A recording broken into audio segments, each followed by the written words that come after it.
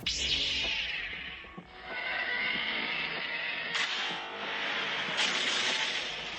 going in. Get tactical, Marines! The boys. Autobots.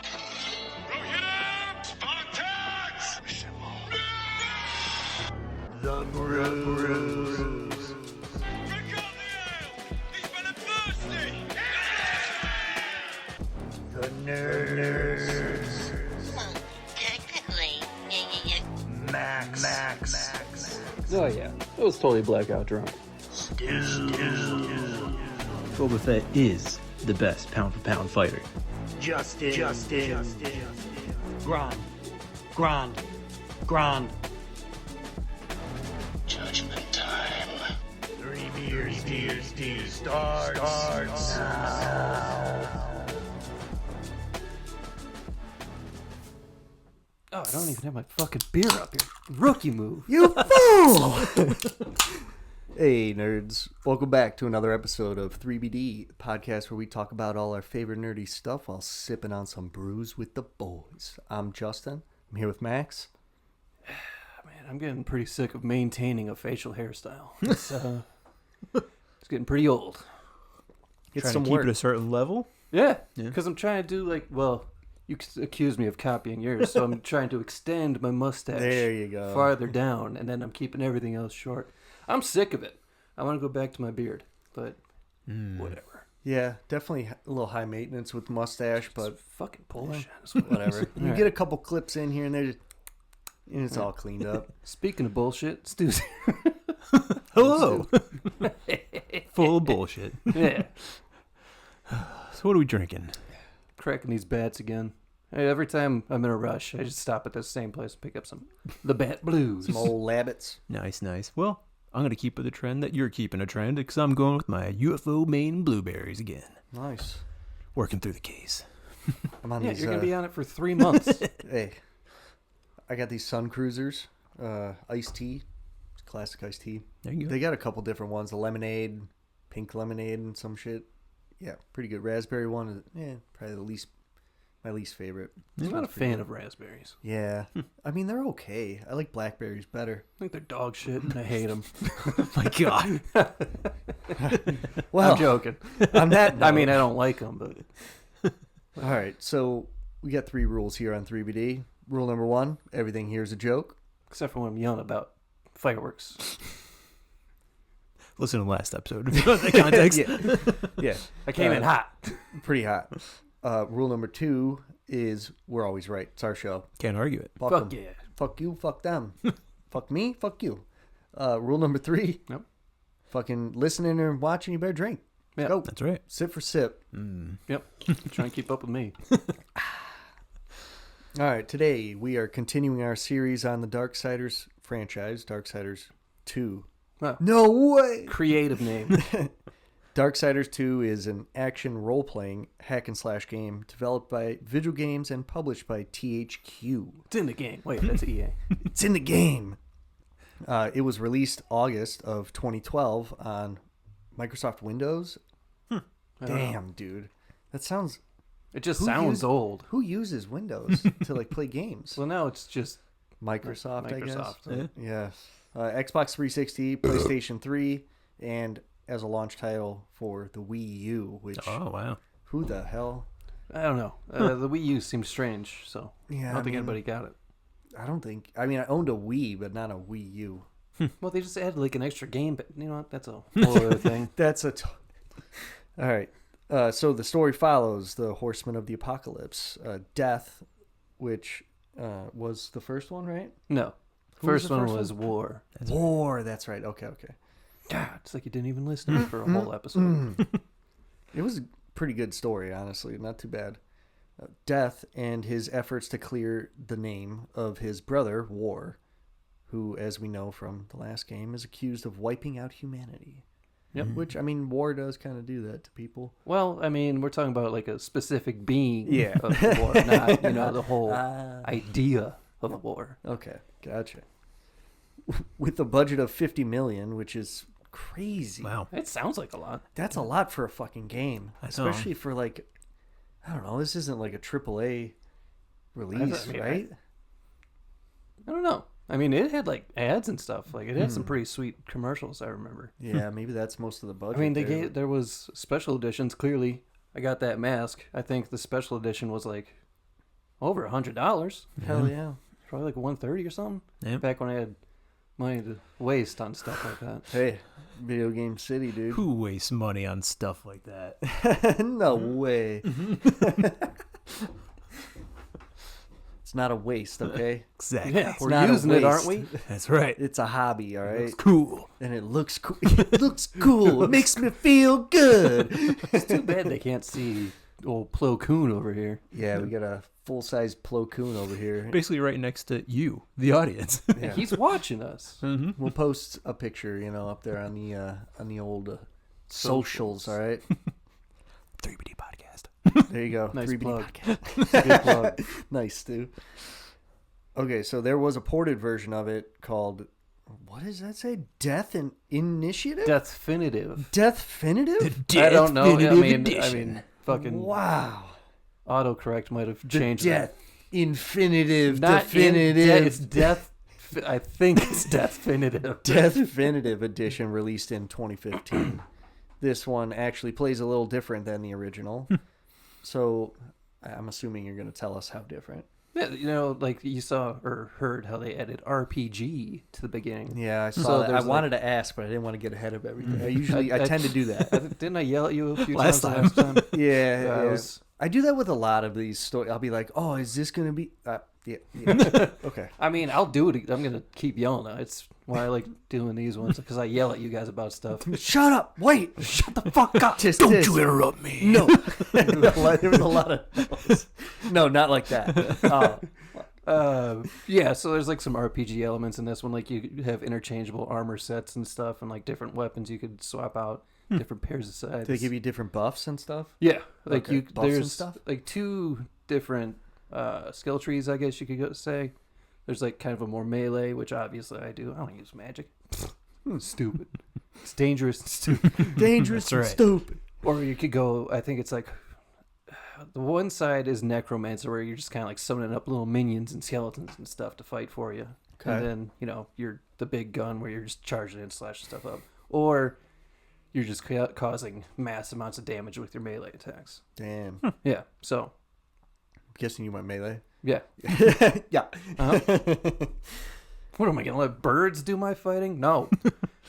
So in this one, Death starts out with access to his horse, Despair, for faster traversal. So that's kind of cool. You get a mount. Yeah. Nice. Mounted I up. I said you get them out in the last one. Like, it's kind of towards the end of the game, though. Yeah. I think it's Shows Ruin. the picture of him. Yeah. What was War's mount's name? I think it's Ruin. Ruin. War and Ruin. That's right, because you said he always follows. Yeah, I remember. What follows war, Yeah. but Ruin. ruin. Exactly. Bada bang. Yeah. All right, it's all clicking. And then Death and Despair. Pretty cool. Mhm. I like it. Darksiders 2 has a little more platforming and puzzles than the first one. It's kind of cool. Since Death is more lean, less bulky character than War, he's a bit more agile in his platforming. He's even able to do short wall runs. Kind of like Prince of Persia there. Yeah. Like the first one, as Death unlocks more abilities and equipment, he can access more areas of the map. Unlike the original, most of the game takes place on other worlds than Earth. Ooh, Yeah. interesting. We'll get there. The timelines actually get a little wonky. Fucking wacky wonky, if I could talk. Little wonky, too, because this game takes place 20 years after the apocalypse. So 20 years after the opening of Darksiders 1 and 80 years before the rest of the original Darksiders. Yeah. So it's like a prequel to the end of the other one, because like you meet him at the end of the first one, right? When he was coming in on the meteor. Yeah. So now you're going back in time before that. Yeah. All right. So currently, like, War is chained up by the Charred Council. And then Death's like, I'm going to clear his fucking name. Because that's what Death sounds like. He actually doesn't. I'll talk. I'm gonna clear his fucking name. This guy's sweet. I love this guy, even though I cut his fucking arm off.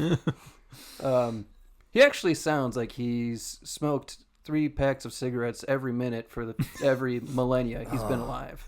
Damn, dude. He's actually, I don't know the actor's name, but like he's like an actual actor. Is it when you first described the voice, it made me think of like the Bender or Marcus Phoenix guy. No, not that guy. I don't know that guy's name either, but yeah, it's not that guy. I think he's more of a dramatic actor. That's kind of cool. It's kind of cool. Might look it up if we take a break, but I also forget things. I'll look it up. Oh, all right. Each different world has pretty large open, overworld, right? Yeah, like between like all the dungeons, there's like a big open area you can run around and have some fun. Okay. Enemies just kind of spawn up, you kill them, get some experience. And obviously, you got your dungeons there. Most of your objectives and missions take place in the dungeons, right? Yeah. Yeah, that's kind of cool. This one also has some RPG elements, like we said earlier, like swappable armor and weapons that change your stats and can add certain types of damage to your attacks. So you did jump ahead, you son. Hey, you went and explained it all. I just asked forgot. a simple question. You're like, oh, yeah. I wrote these outlines like a while ago. I forgot what I put in here. Fucking dope. There's Shut also your main missions and quite a few side missions. Usually, you go find something, go kill something, mixture of finding and killing stuff. So I'm staring at some spit right on my mic here. just doused it right Just there. glimmering back right in at my you. face. I'm like, ugh. Oh, It happens. wipe that off there. Or it's Oh, I think I saw it stick to your finger. That was maybe gross. it's like juice. Maybe it's from me cracking this. Like I don't know. That's a little thick to be. All right. Then you got variety is the spice of life. Yeah, killing, finding, killing. Yes. Finding and killing. Unlike the first game, death can fast travel from anywhere, but can only go to certain areas. So like there's certain areas you can fast travel to. Like you You just repeated what you said in the dumbest way possible. So you travel I fast meant to say by traveling fast. you can fast travel to certain areas, so there's certain areas you can fast travel to. You got that on camera. Straight from Max. Listen, you've done the same thing. I know. It's just like, wow, I just said what you fucking said. I had other words in my head and then just gone. So I'm like, well, shit. Just goes offline. Fuck. Yeah, so I just went with the repeating it in a different, like Yoda. I just switched the words around. All right. Death also. I'm not even drunk yet. Death also has a little raven friend named Dust that will help point him to his main objectives. I want a raven friend. Dude, I want a fucking raven. Just like hold out a cracker or something and he just comes down. Yeah, you could get him to steal shiny stuff from people Go and you could find bring me it to you. something nice. Be like, hey, if you see the money, you just bring it back to me. I'll give you more crackers. Yeah, I'm like, And that's all right. exactly how you talk to ravens. And be like, sweet, bro, I'll be right back. And he flies off. Just hold a coin in your hand every time you feed him, and you'll be like, this motherfucker likes that shit. I'm going to find more shit like that shit. You see him just go attack an old lady down the street, pull her finger off. Yes, yes. Just stealing her earring right off her ear. It's all coming together. Death's primary weapons are dual scythes, which makes perfect sense. I mean, what other weapon would it be? Yeah. I guess you can change them, right? So, Yeah. there you go. You could get like big old fucking hammers and like little fist weapons. There's a lot of actual secondary weapons you could use. He holds them in reverse grip. Dude, I swear, for a long time, reverse grip weapons was real fucking popular. It I think looks cool. that's what. Yeah, I know. I was gonna say it looks fucking badass. But you just took your range from like here to now just like here. Well, here's the thing about his scythes: they're also magical. So they just float Well, there you around. go. and Well, shit. no. Well, actually, yeah. There's like one of my favorite combos in the game. He literally he can also like attach them and they become like one big fucking scythe. Then he throws it and it's like a helicopter blade just Ooh. Damn. burning through your fucking enemies. I'm just like, fuck yeah, dude. That's pretty sweet. fucking cool. And the guy's name is Michael Wincott. He's just, dude. I mean, He's been in a bunch of shit. Like, he's been in Alien and that new horror movie, Nope, and a bunch of other stuff, but I don't really remember just him. think of someone who's smoked since they were born. That's his voice. Ooh. All right. What's the dude from our fire team Steel? Does he sound like this? Teller. Major Teller. Yeah, kind of. Okay. Ouch. Fuck. I been gotta a kill while. that guy off, man. I gotta kill that guy off. He's gonna destroy my voice. Yeah. All right. As you unlock more combos, you see that Death can actually connect the sides. There we just- go, like we just said. Death also gets a variety of secondary weapons. He can't get big, heavy, slow weapons like giant axes, weapons, maces, glaives, I cut my own self off. or small, fast gauntlet. Pop, pop, pop. Yeah. And then, much like the first one, the HUD, heads-up display, has health, wrath, and a third meter. Talk about later. Ooh, Max mysterious. will inform us Yeah. about that. Don't worry about it. So For now. there's also an experience bar to show you how close Death is to the next level. Yeah, Can you get- Death die? Like, We'll get there. okay. Oh. There's also an experience bar to show you how close Death is to the next level. Something new, as the original Darksiders didn't have experience levels. Little RPG elements there. Yep. With new levels, you get skill points to use in your skill trees. This is where you get your wrath powers in the game. There's two sides, Harbinger, Necromancer. Max brought that up earlier. Harbinger is more your melee, dealing high damage, heavy strikes. Necromancer. Yeah, Mage cut too. myself off again. Fuck. In, Dark, I meant to read through it earlier, and then I fucking didn't. I was at work for a while. in Darksiders 2, money in this game is actually it's actual money, unlike souls in Darksiders 1. Just carrying around a fat Just stack a of cash. sack of dough. It's little gold coins called guilt. I don't know if that's in here. Huh? Well, I just cut myself your off third again. time. Man, that's kind of cool. They were really good with the names on these Darksiders. That first one, is just everything's names were really fucking Yeah. cool.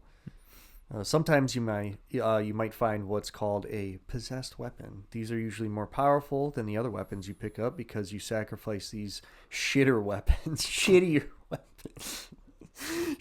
weapons to unlock more boosts for the possessed weapons. All right, with all that boring shit out of the way, I'm gonna give it right to Max. Yeah. So he can stop cutting himself off for my questions that are I cutting mean, you everything might off. make me cut myself off later, so you know, Okay. whatever. All right, so like in the first game, we get a quick cut scene giving us some exposition. Big old dump of exposition. Gotta love exposition dumps. Exposition. All right, so the short version, we're told that the universe needs balance, and the Charred Council keeps the balance. What? Definitely didn't find that in the Darksiders 1. We also know that they're kind of shitty, and whatever. For now, we're going to play along. That's right. So, after that, we're then told that the balance has been broken by war. Uh-oh. Currently, Earth is ruined and ruled over by the Destroyer, and is chosen. So this is a new character, Destroyer. We haven't met him yet. No, we did. We did? He was the final boss of Darksiders 1. I thought that was, or was that his name? I thought it was the hand guy. What was his name? That was Straga. Okay. I was No, confused. oh fuck, dude! Did I cut over a whole part of the last? I gotta listen back to that. I don't know. I don't know. Well, all right. So at the end of Darksiders 1, I'll just do a quick recap. It turns out that Destroyer, he's a big dragon guy. Turns out to be the angel from the beginning, Oh yeah, I think called one of those A names. Oh yeah. Okay. War yeah, rips his wings you're off right. and stabs him. And, Asshole. I remember. Yeah. asshole. Yeah, Yep. real dickhead. Ripped asshole's wings off, shoved them up his asshole. I don't think he shoved him anywhere. I think he just kind of. I think he actually uses them to like flap once, just impales the guy. There you I don't go. know. I can't remember So exactly. shoved them somewhere. That's Right true. up his asshole. I guess. I like it mean, he better. didn't impale him with the wing. He impaled him with the sword. Whatever. Something's getting shoved somewhere. Already getting off track. All right. So, some people think that war triggered the apocalypse. We also know that's not true. But what's up with the other horsemen? Fury, strife, and death. Before we get to them, we need to learn something else, though. The Nephilim. That's who the horsemen are, or their species, I guess. Yeah. They're an incredibly powerful warrior race that put countless realms to the sword and burned them to ash. But 4 of these warriors got sick of all that slaughter and feared their conquest would upset the balance.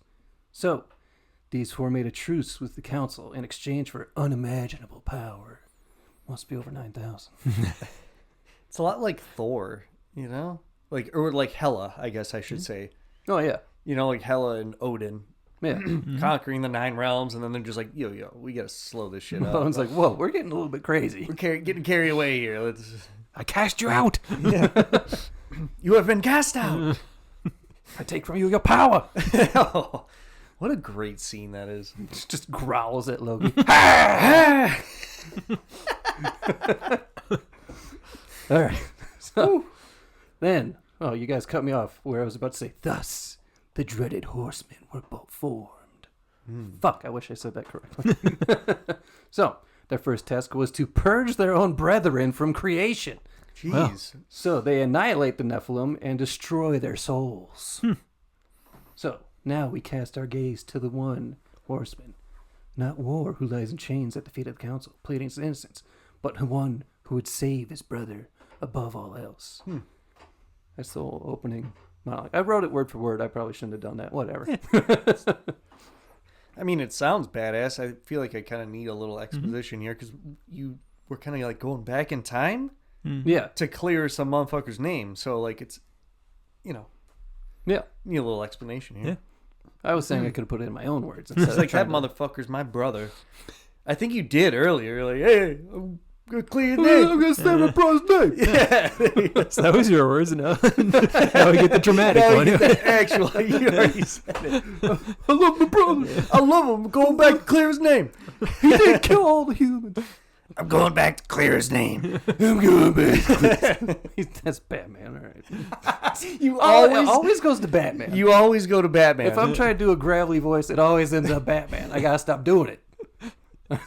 Or the German guy. I mean, you got No. you got that in the pocket Oh, now. I forgot about the German guy. The German doctor. Oh, electricity doesn't work. Darksiders won. See, Darksiders. I don't think he was he? He Did I- came back. He was in it. But Oh, he was yeah. just Amazing Spider-Man. Yeah, That's where he came from. Tasm too. Yeah. Oh, the German doctor. What a dumbass. All right, so Death goes by many names: Kinslayer, Executioner, and of course, Death. Should have said he goes by whatever. Doesn't matter. All right, so to bargain for War's freedom, Death promised to resurrect humanity, even though he has no idea how to do it. Why would Death even want to do that, though? I To guess. save his brother. Okay, that's I the love my only brother. He's a motivation. True bro. Okay. He is a true bro. All right, so Death rides into this big old icy veil realm to find the Keeper of Secrets. So now we finally get control of Death, and we're riding Despair. I'm going to give you a quick explanation of what Death and Despair looks like. Death has like pale gray skin with hints of blue and purple. He's pretty slender compared to War. He has a mask that covers his face, and the only feature that we can see are his yellow glowing eyes. Are they in this comic that you bought? That you brought? Should be. Let's take a look. Yeah, look towards the concept art towards the Yeah, end Max of it. brought a nice little comic, Darksiders. Yeah, I spent money on that. Let's take a look. Oh, yeah. Um, Is that Despair right there? That's Ruin. Oh, okay, that's wrong.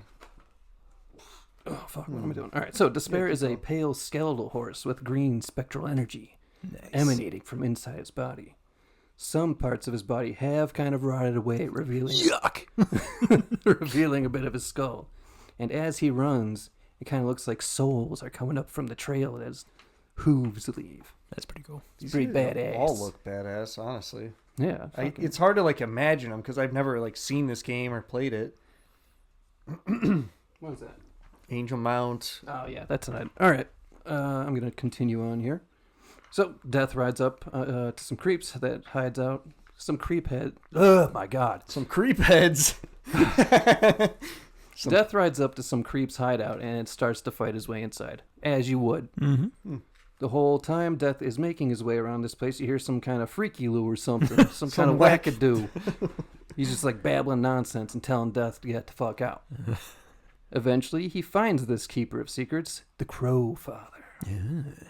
The Crow Father. I'm just going to keep saying it that way. Crow Father. He's in a throne of sorts, mumbling about voices and torment without end. Death says that he needs his help, and that the Crow Father says he helped Death once before. Now look at him. He curses the day he helped. I curse you. He's this old, like, decrepit-looking fuck. He has this giant fucking nose. And guess, once you know it, feathers all over him. Makes sense. All right, so He's mad at Death. Death tells the Crow Father to be careful. He's not there to put him out of his misery. Yet. By the gods. Crow Father says he knows why Death is there, to help War. But his secrets can't prove War's innocence. Death says he knows, but he needs to help erase the crime. The Crow Father says resurrecting humanity is madness! It's madness, I tell you. These guys are gross looking, some of them. I mean, jeez. Who are you looking at? Just, I looked at all the creatures and stuff, all the enemies. I was trying to find, oh, there's War. I was trying to find the mount. Oh, yeah, Death was just on the last page. Yeah, there he is. Yeah. There's Death. Creepy Lou or something. You see that? Nice. I kind of doubt it. Probably not. Yeah. Sure, Pretty good. Yeah, Stu gets to see it, Nice, though. nice. All right. So at this point, we kind of find out that Death is kind of a snarky asshole. He says that with a chuckle that if it's madness, who better to show him the way? Because the Crowfather's all crazy, mumbling to himself all the time. So Crowfather shows Death that if there is a way, that he'll find it at the Tree of Life through a portal. But then the Crowfather closes the portal in Death's face. Bitch. He then tells Death that he needs to take a glowing green amulet back. I wonder what's in there. Death says in exchange for its secrets, the Crowfather agreed to keep it.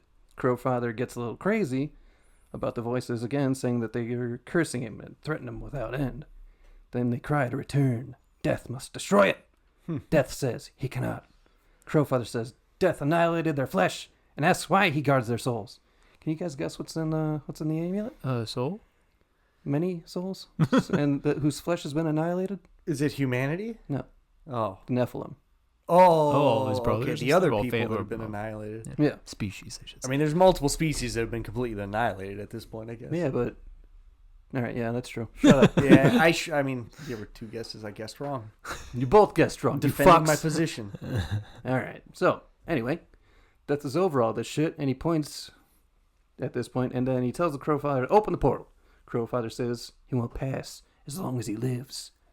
So, there's a little more banter, but this leads to a boss fight where the Crowfather takes the form of War. And obviously, Death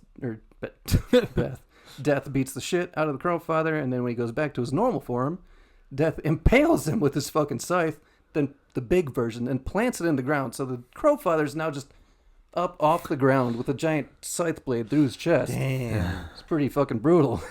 Stu, you should look at that. Sorry, I bumped my mic. Look at that comic. It shows you a little bit. Like, if you just skim through it, you can see what this looks like. It looks crazy. Yeah, it's a pretty fucking metal game. Because I just was like visualizing it because I had seen like the opening, like Yeah. little squares, and oh my god, or the panels. Yeah. Man. All right. So Death then grabs the Crowfather by his face and tells him to open the portal again, and then he pulls him off the scythe by his face and throws him as he's rapidly dying.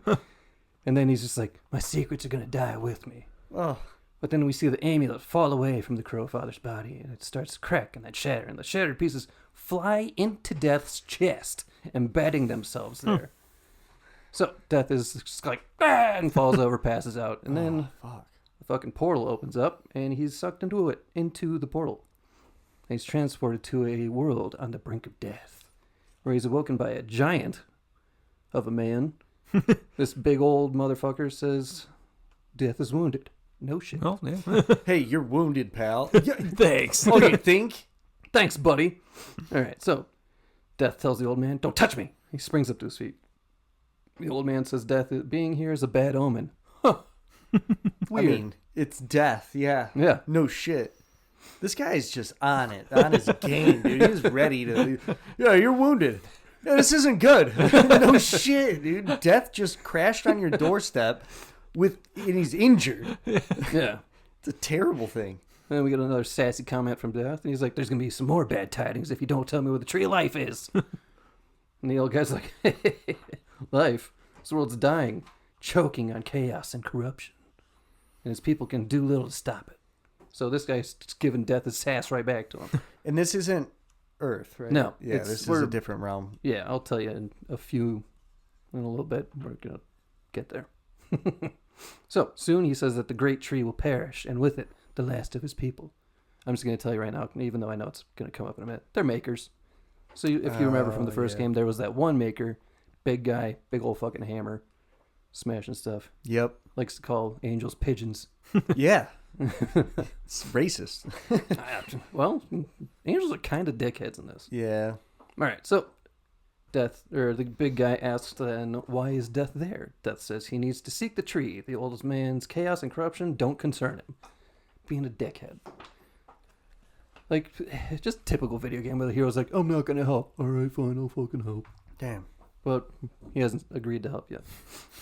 As Death is saying this, we see a construct, kind of like a pile of rocks being pulled together by some black sludge venom looking shit. Like a golem. Yeah. That's cool. Accurate. And then it attacks Death. Whoa, no way. So the old man has to make a joke that apparently they do concern you. Fuck you, Death.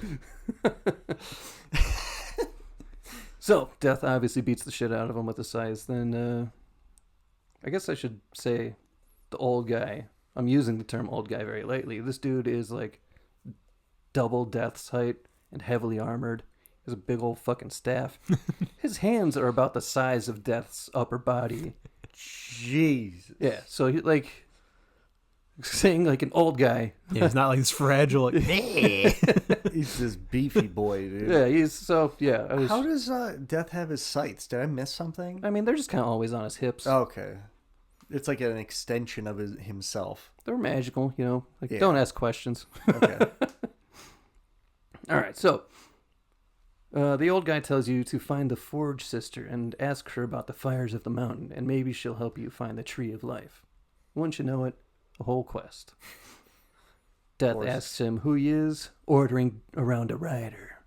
Turns out he's a maker, like I said. Yep. His hands have laid the foundations of many worlds, but that was long ago, and now they barely know the touch of stone. It's sad. Talk a little bit more about the tree and the makers and why Death wants to resurrect humanity, and then, you know, kind of fucking head off, but who gives a shit? Anyway, and wouldn't you know that along the way, there's some kind of big old dark corruption thing just blocking the path to the tree. Of course. Fuck. So, Death makes his way to the center of the hub world where you meet a few more makers. All of them fucking giants compared to Death. First you meet Thane. He's a warrior with an axe whose blade is about the size of Death. Almost seems relieved that Death is there, and he tells Death that the Maker's world is dying and basically saying he wants to go out like a warrior. Okay. grant me a warrior's death. Will you grant me honorable death?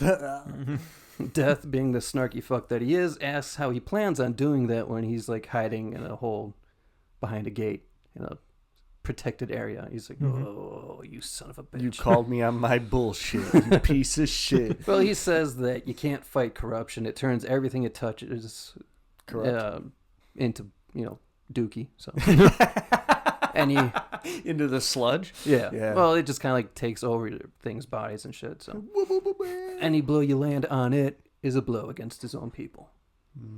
You can also learn some new attacks and stuff because, you know, he's a warrior. He teaches you new combos and whatnot. There's also Muria, who sells talismans and potions. She's blindfolded and basically tells Death that what the makers have crafted over eons, the corruption is destroyed very quickly. She's a real good time. It says the makers are really just waiting to be put out of their misery. Damn. She also gives Death some fetch quests. Basically, all these people give Death some fetch quests. And then this is in an open world. Yeah. It's like a central hub area. Okay, cool. Yeah, that's fun. And then what? You're like fighting sludge. That's or like. Well, right now it's corruption. It's like this whole like forge area, so it's just like a big kind of building-ish. Yeah. Very scenic, to be honest. Like a big old mountain. Okay. And like a vestige. Yeah. Finally, we meet Alia and Valis, the keepers of the forge. Alia does all the talking. Typical dumb broad. Wow. Rule number one.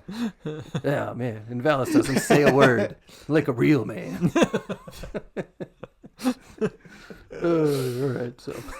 Well, Max is being a pig over here. I'm having a good time. It's fucking hot in here already. Jesus Christ. Ugh, fuck that bandana. Hot air. Get that off of me. Jesus Christ. Sweat my tits off. All right, so Death asks incredulously, "This is the Maker's Forge?" I don't know why I gave him that accent. He doesn't have an accent. The forge.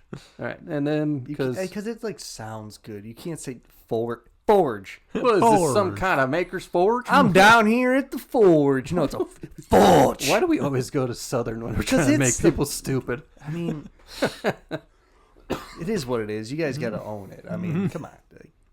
That's like that Bill, Bill Dirt. Burr joke. If fucking Einstein came in with a Southern accent, like, "Hey, equals MC squared," they'd just be like, "Shut up, you fucking redneck." It's a very old joke. I don't know if he's happy The about it. theory of relativity is, you're like, get the fuck out of my office. The fuck? Try sell this brilliant shit. I could be out fishing. What wagon did you roll in on, motherfucker? Yeah. Anyway, back to the game. Alia says that this is no real forge, or no, that the real forge is shut down because of the corruption. Then basically just she says that the old forge created the cities of heaven and the dark towers of hell. Yeah, so these guys, these makers, they're fucking Making old school. shit. Yeah, that's one way to put it. They be making shit. All right, so then death, Damn. That there death. sasses And her. them makers forging and stuff. He's talking. She's like, "Oh, now you're just making trinkets." And then she comes right back at him, saying, "A horseman is asking for the maker's help." So, again, fuck you, Death. Haven't they all fallen from high places? Anyway, after that, Alia then explains to Death that he needs to help the makers regain the fire and the tears of the mountain so they can use the forge again. Without them, Death is as stuck as they are in this realm. Okay. And this is the main quest, right? Yeah. There's a bunch of side quests you're saying? Yeah, too? just like kind of like go kill this. Like I said, killing, finding. Do they have any weight on the main quest at all? I Like, mean, are they- you know, they give you stuff. Okay. Well, Occasionally, like a real good armor piece. okay. I think one of them gives you like War's Pauldron. So Oh, nice little callback to the. How first long one. would you say the main story is? Like 6 hours? Longer than mean- Infinite? Yeah, probably. Feel- Yeah, I yeah. think it's probably like a. Because there are a lot I feel like of I worlds. blew through Infinite, you know? Like that's my like litmus test. I'm like, I think I blew through that in like 6 hours, dude. Yeah, it's probably around 7, 8, I think. But also, because I'm a fucking psycho, I try to collect everything. Oh yeah. I mean, you got to do the side quest. You can't. There's a can't lot of not do collectibles in them. this one, so whatever. We'll get there. So, after that, Death is finally cut free to explore the world, and then when he gets out to this big open field, he's greeted with a massive crystalline but also kind of gooey growth of corruption, with this big old massive glowing yellow eye right in the middle, and that he can't currently do fucking shit about it. And it's a little bit creepy because I think the big old giant fucking eye is just staring at him the whole time he's wandering around in the field. Anyway, after that, Death continues his journey and meets another familiar character from the last game, Volgrim. That piece of shit. He's back. Shiesty as ever. I'm back. After that, Death reaches his first dungeon of the game, the Cauldron, to reignite the fire of the mountain. But first he meets yet another maker named Karn. Even Death comments that not another one when they meet. So he's like, ugh, another one of these fuckers? Jesus Christ.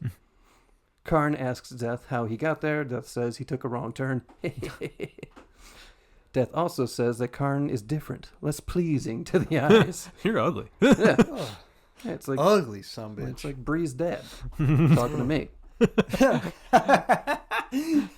You're better looking in the dark. Wow. Guy.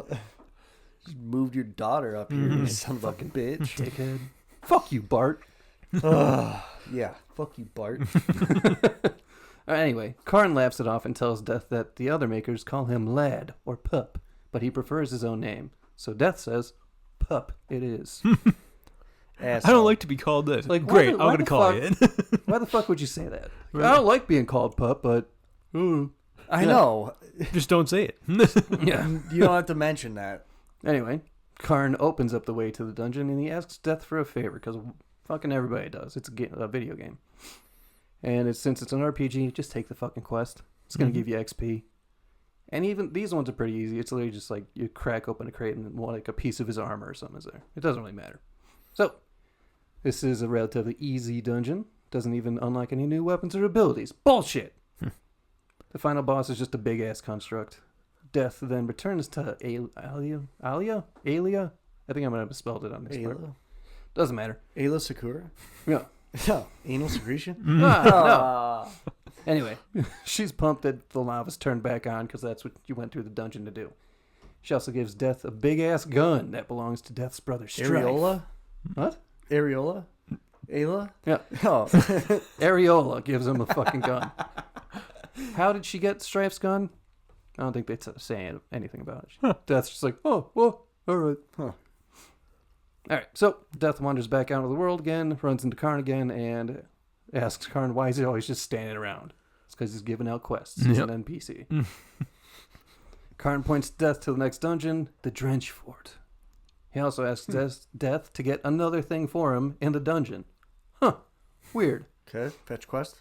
Again, pretty run-of-the-mill dungeon. I do like this one because it starts off with a drab and gray, or like the dungeon's kind of like drab and gray, and like kind of depressing. But then as you turn the water back on, it gets all vibrant and the plants start going. It looks very nice. Nice. Even the water, it's like this very vibrant blue. So Death is bringing life? What?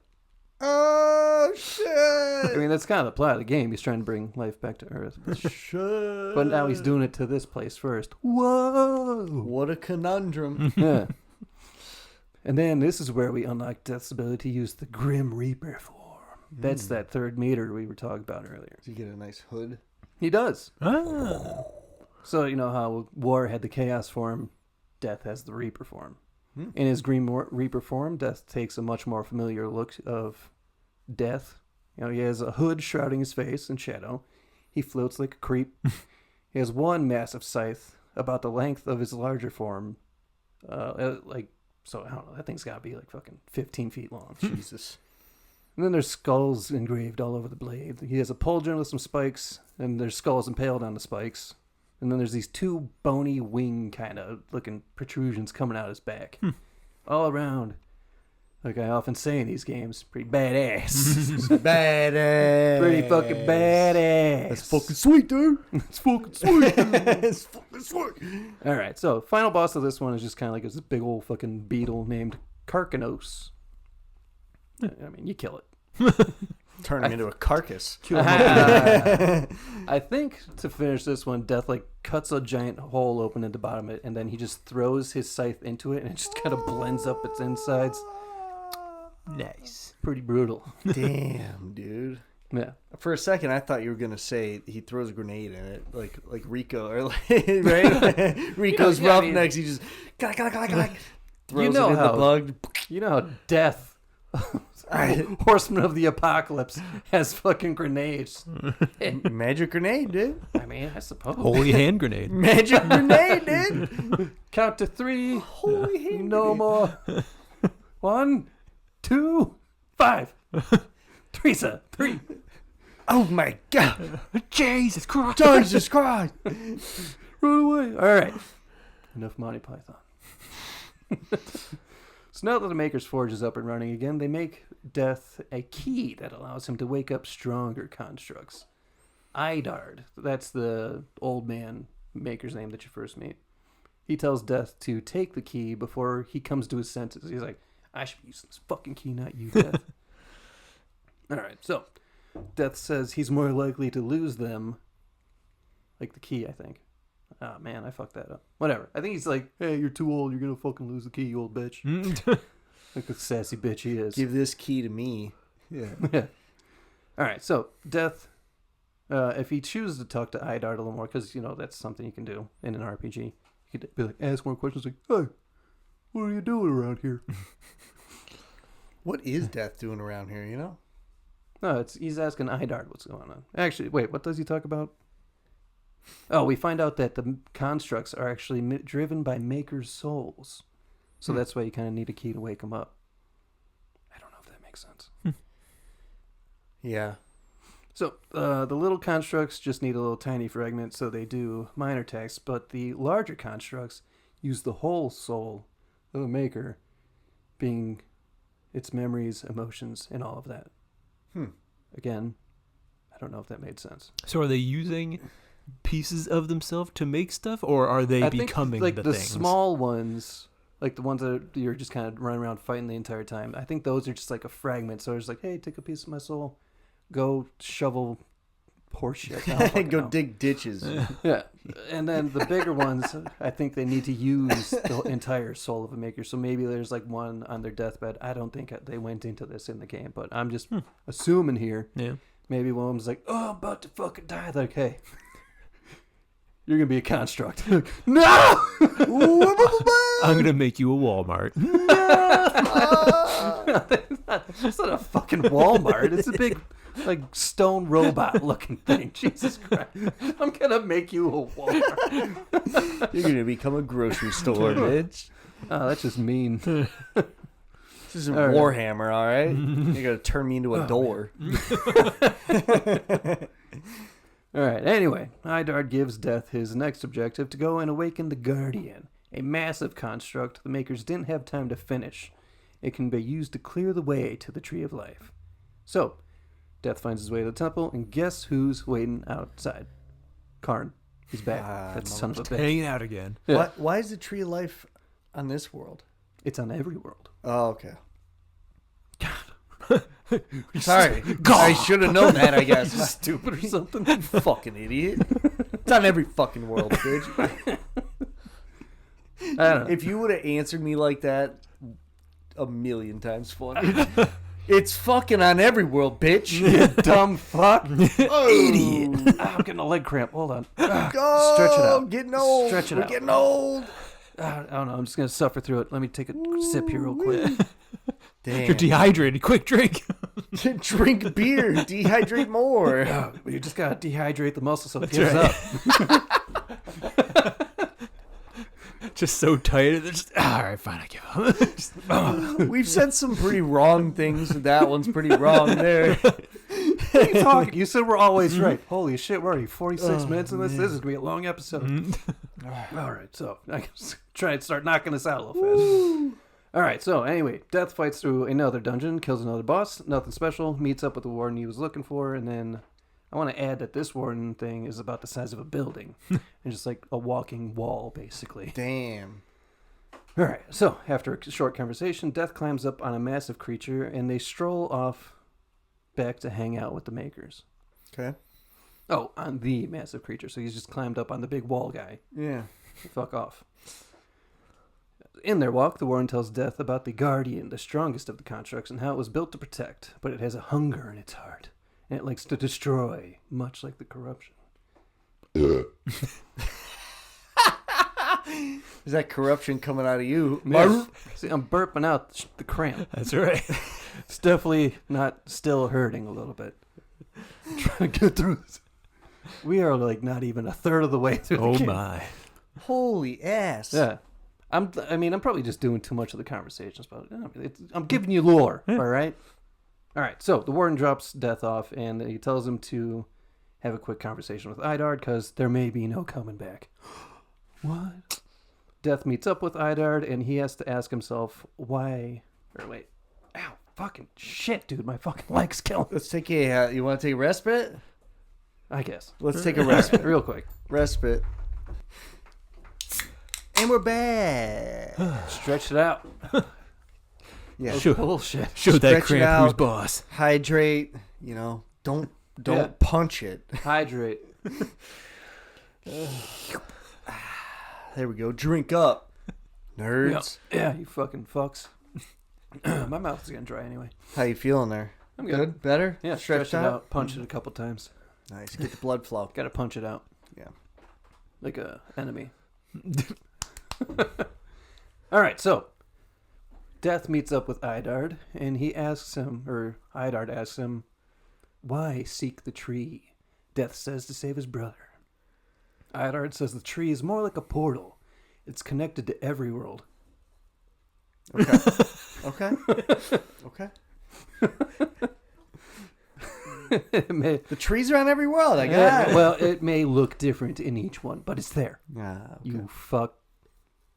So, the tree of life is not where Death's journey ends, but where it begins. What? Dun, dun, dun, dun, dun. Weird. It's almost like we're just at the beginning. Actually, I think at this point, I was playing the game for like a few hours. They're just like, hey, game's not ending. It's beginning. Ah! You're like, shit. Fuck me sideways.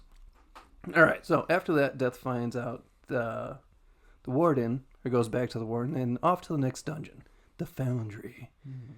But this time, Karn doesn't just stand outside. He comes in to help. Look at that. No longer an NPC. Well, I mean, still an NPC. I mean, he is. He's just kind of like a dumb NPC. He's like, oh, I'm going to run here and throw you. All right, so his role is to... Is that what he sounds like? Kind of. Yeah. I mean, not really. He's got like that Scottish accent like all the other ones do. I'm gonna run over here. That's actually kind of accurate. Yeah. All right, so his role in this dungeon is to throw Death over gaps and to help with a little bit in fights. Death also gets a new ability, Death's Grip. So that's kind of like the hook shot in Zelda, or like in the first one, I think it was called the Void Chain. So it's more, instead of like an actual chain, it's just kind of like a magical purple hand that reaches out and pulls Death towards things or things towards Death. I like that better. Just a hand come and grab your ass. Oh! It's got like one of those ghosts, you know, just like... Ooh, that's cool. Does he ever get penance stare? No, he's not the fucking Ghost Rider. Yeah, but I feel like that's like a death. They would just be like, oh, just stare him to death. I'd be pissed. Does he kiss people? No. The kiss of death. He's got a mask on. Just takes out. Just blow it. I feel like that'd be fucking creepy. The kiss just floating around. Just just a pair of lips just floating through there. No! All right, Jesus Christ. Don't let it land on your lips. You're just covering your mouth. It's stupid. That was stupid. All right, so this whole dungeon, Death is collecting 3 heart stones, each holding the soul of a maker, to mount in the Guardian and bring this titan of a construct to life. Okay. Nice. So, first 2 stones, you get them, no problem, besides fighting through armies of enemies. But then the last one, oh no, the corruption got to it. Damn it. Death wagers that the first two stones will burn the corruption out of the last one once it's mounted. The last stone floats into place and slams home into the Guardian's head. The sickly yellow aura emanating from the blue stone burns away, turns to a pure blue like the other ones. Karn says that the corruption is burned away like rain on a hot forge, and Death was right. Death says, I was wrong, as he draws his scythes. Wrong. And as this colossal guardian awakens, we see the venomous tendrils of corruption all over its body. Oh, fuck. As it climbs out of the forge and heads straight for the Tri-Stone. That's like that hub area where all the other makers are. The That, vestige. sure. I feel like you're not using vestige right, but I don't think know. I am. I'm going to look it up. Keep going. I mean, I don't know. All right, so as Death makes his way back, we see that the place is in ruins and Thane is beat to shit, but Idard is missing. Turns out Idard is out in the field, facing down the corrupted guardian alone. As he mutters words of power, he creates a blue shield around himself. Very Gandalf-like. Nice, nice. A trace of something that is disappearing or no longer exists. All right, you son of a bitch. Well, I mean, I guess it's like a trace of their... Yeah, I guess it's accurate. It's like a trace of their civilization. Yeah, the makers are dying and shit. Yeah. Yeah, that's actually very accurate. You know what? Fuck Yeah, you. it's actually the correct word. Why don't you pat yourself on the back a little bit there, you piece of... I don't mean this. I'm gonna punch you in the throat. All right. So the Guardian brings down the butt of its massive hammer down on Idard's shield. So this thing, I put in a weird fucking measurement here. The handle of the hammer is about the size of 2 buses stacked end to end, and the head is about the size of a small fucking house. And that's my just this God. thing's fucking hammer.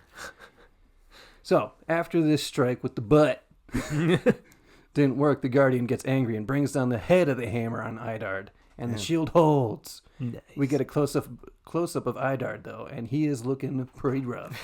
He's using all his energy. He's got blood all over his face and shit, and it's not looking good. So, he seals off the area and says that the Guardian is beyond his help, and Death should do his worst.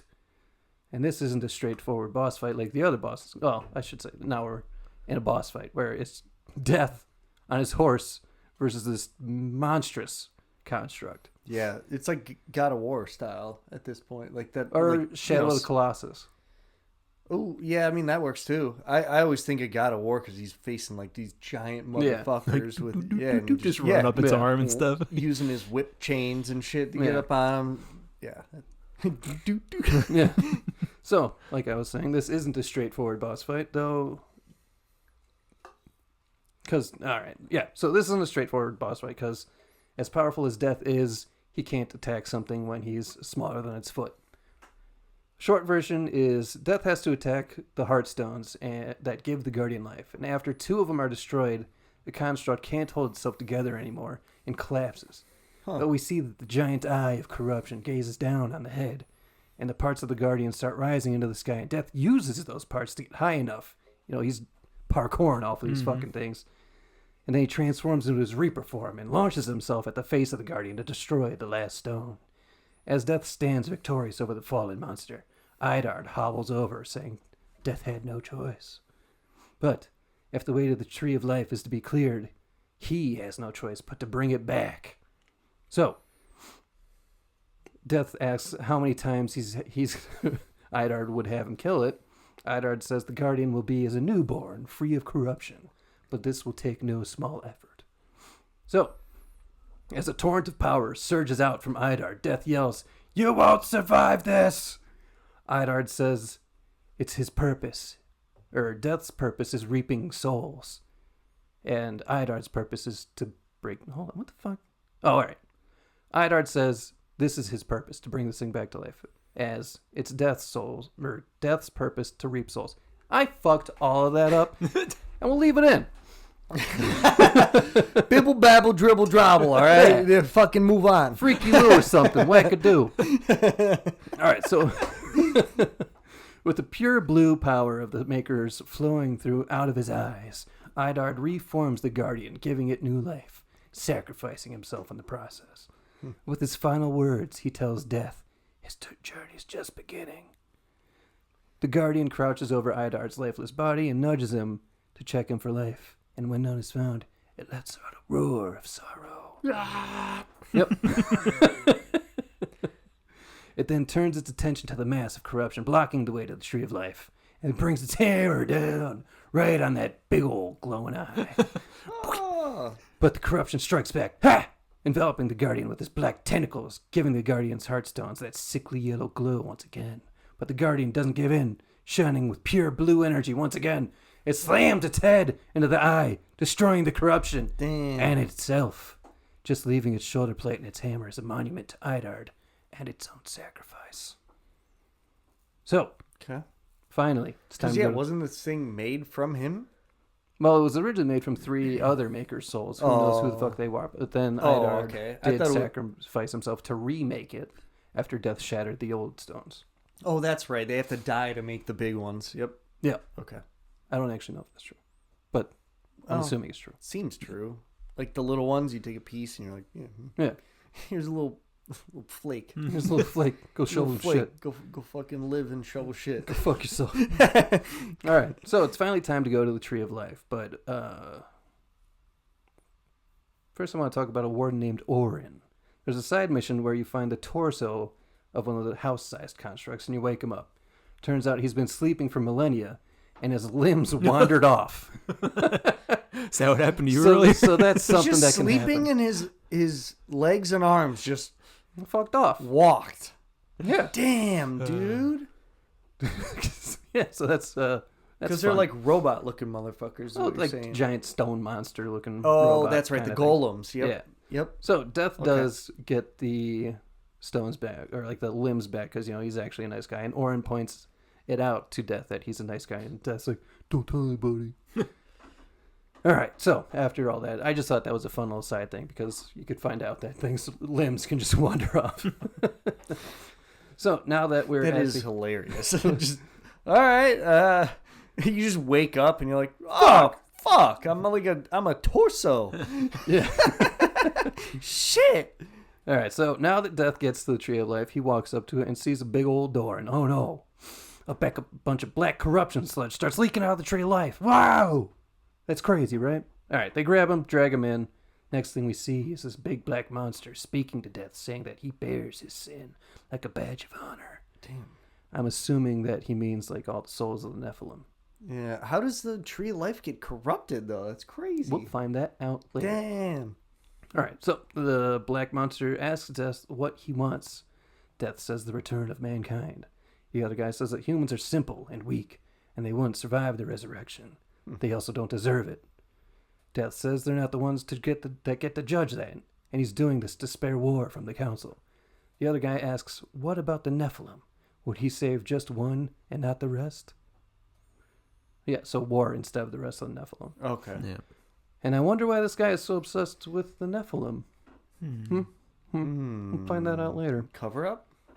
Maybe. Oh. Death says that they are a threat to the balance. The other guy says if they had taken Eden, none of this would have happened. So the Nephilim were trying to take over Eden. That's on Earth, right? No. Oh. It's a totally different It's place. its own realm? Yeah. Oh, okay. We visited that in Darksiders 1. I guess I didn't realize that it was a different realm. Yeah. You got to go through a whole portal. Pillar Okay. of lights, all nice and like that. All right. So Death asks, who is he? And he says, once he called him brother. And Death says, Absalom. A lot of A names in these games, like I said last time. Okay. Absalom says that he's forsaken that name. He is now corruption. And the tree has fallen to his darkness, from withered root to fruitless limb, and not even Death himself will escape. Then we get a cutscene in which we're told that Death again, or we're told again that Death slaughtered all the Nephilim. Then he gets to Absalom, is another Nephilim, who's now corruption. That's who he was talking to in the tree. So there are still like a couple Nephilim. Well, the Horseman and now corruption, Okay. or Absalom, whatever you want to call him. You give or take whichever name. Damn. So he gets to Absalom, who's asks Death why he's doing this. Death says that the Nephilim have no claim to Eden. Absalom says angels and demons have their own realms, why not the Nephilim? Death says it belongs to man. Absalom says it's for those who take it. But Death cuts him down. Then we find out that for eons, Death has wondered, was it worth it? We see Absalom taking his final breaths. I don't like that name. So is this like a recounting? Yeah, it's kind of like a jump back to like Oh. a cutscene where it jumps back a little bit. So like That's pretty cool. when Death is slaughtering the Nephilim. So we see Absalom taking his final breaths, reaching out for Death, struggling to say, brother. As darkness starts pulling him down into nothingness, Death takes his hand, trying to pull him out, but fails. Then we see Death kneeling in the killing field, and he screams out as all the souls of his brethren are pulled into the amulet. Then we're brought back to the present, where Death is now back outside the tree, in a new land. How'd he get out? I don't know. It's not explained. Huh. After the guy's like, you'll never escape. Death's like, oh shit. He just wakes up. Oh, hey. Yeah. So, The Force. standing in front of him is a goat man, who's basically says, hey look, it's Death. A Surtur? Is that what they're called? No, it's more like a whole goat just standing upright. Okay. All right, so he's like, hey, Death, isn't it weird you've been sent so many people here, but to visit so rarely the Dead Kingdom? That's the new land that Death's in. So, Death says he didn't want to come here to this wretched place. He sought the Tree of Life, and now he's here. The goat man says the tree isn't the destination, just a portal. If the tree is what he seeks, he's arrived. Death thinks he's been betrayed. The goat man says, chill the fuck out. Hey, Wait, chill so, the fuck out. Hold on. So there's a Tree of Life in the Dead Realm? It's the Tree of Death in the Dead Realm. What? Why Listen, is it man. changed now?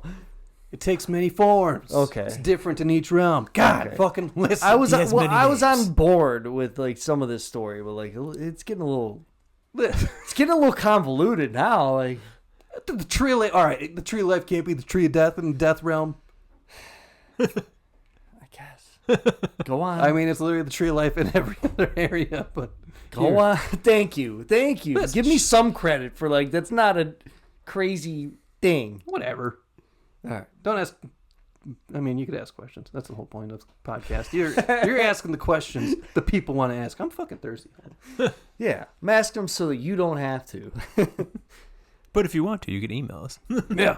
Yeah, because I've never played this game. You know, so, like I like this overarching story of like death bringing life. That's cool to Yeah. me.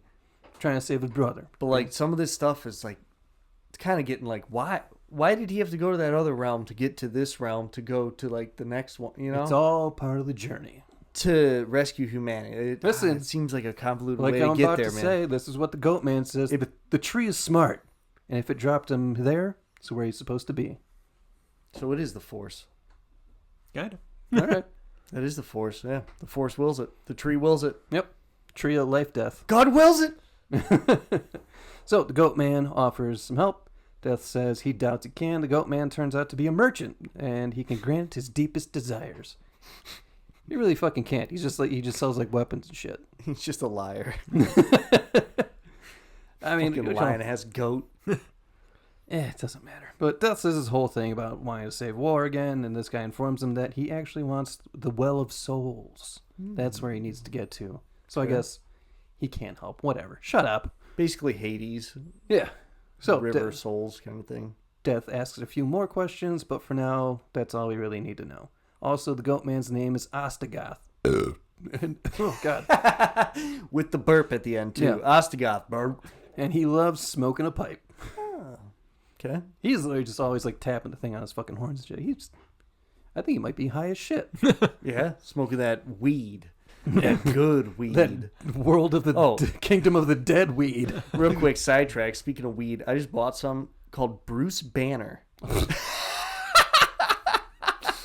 It's a weird name for That weed. was hilarious, dude. I was like, I have to tell you guys.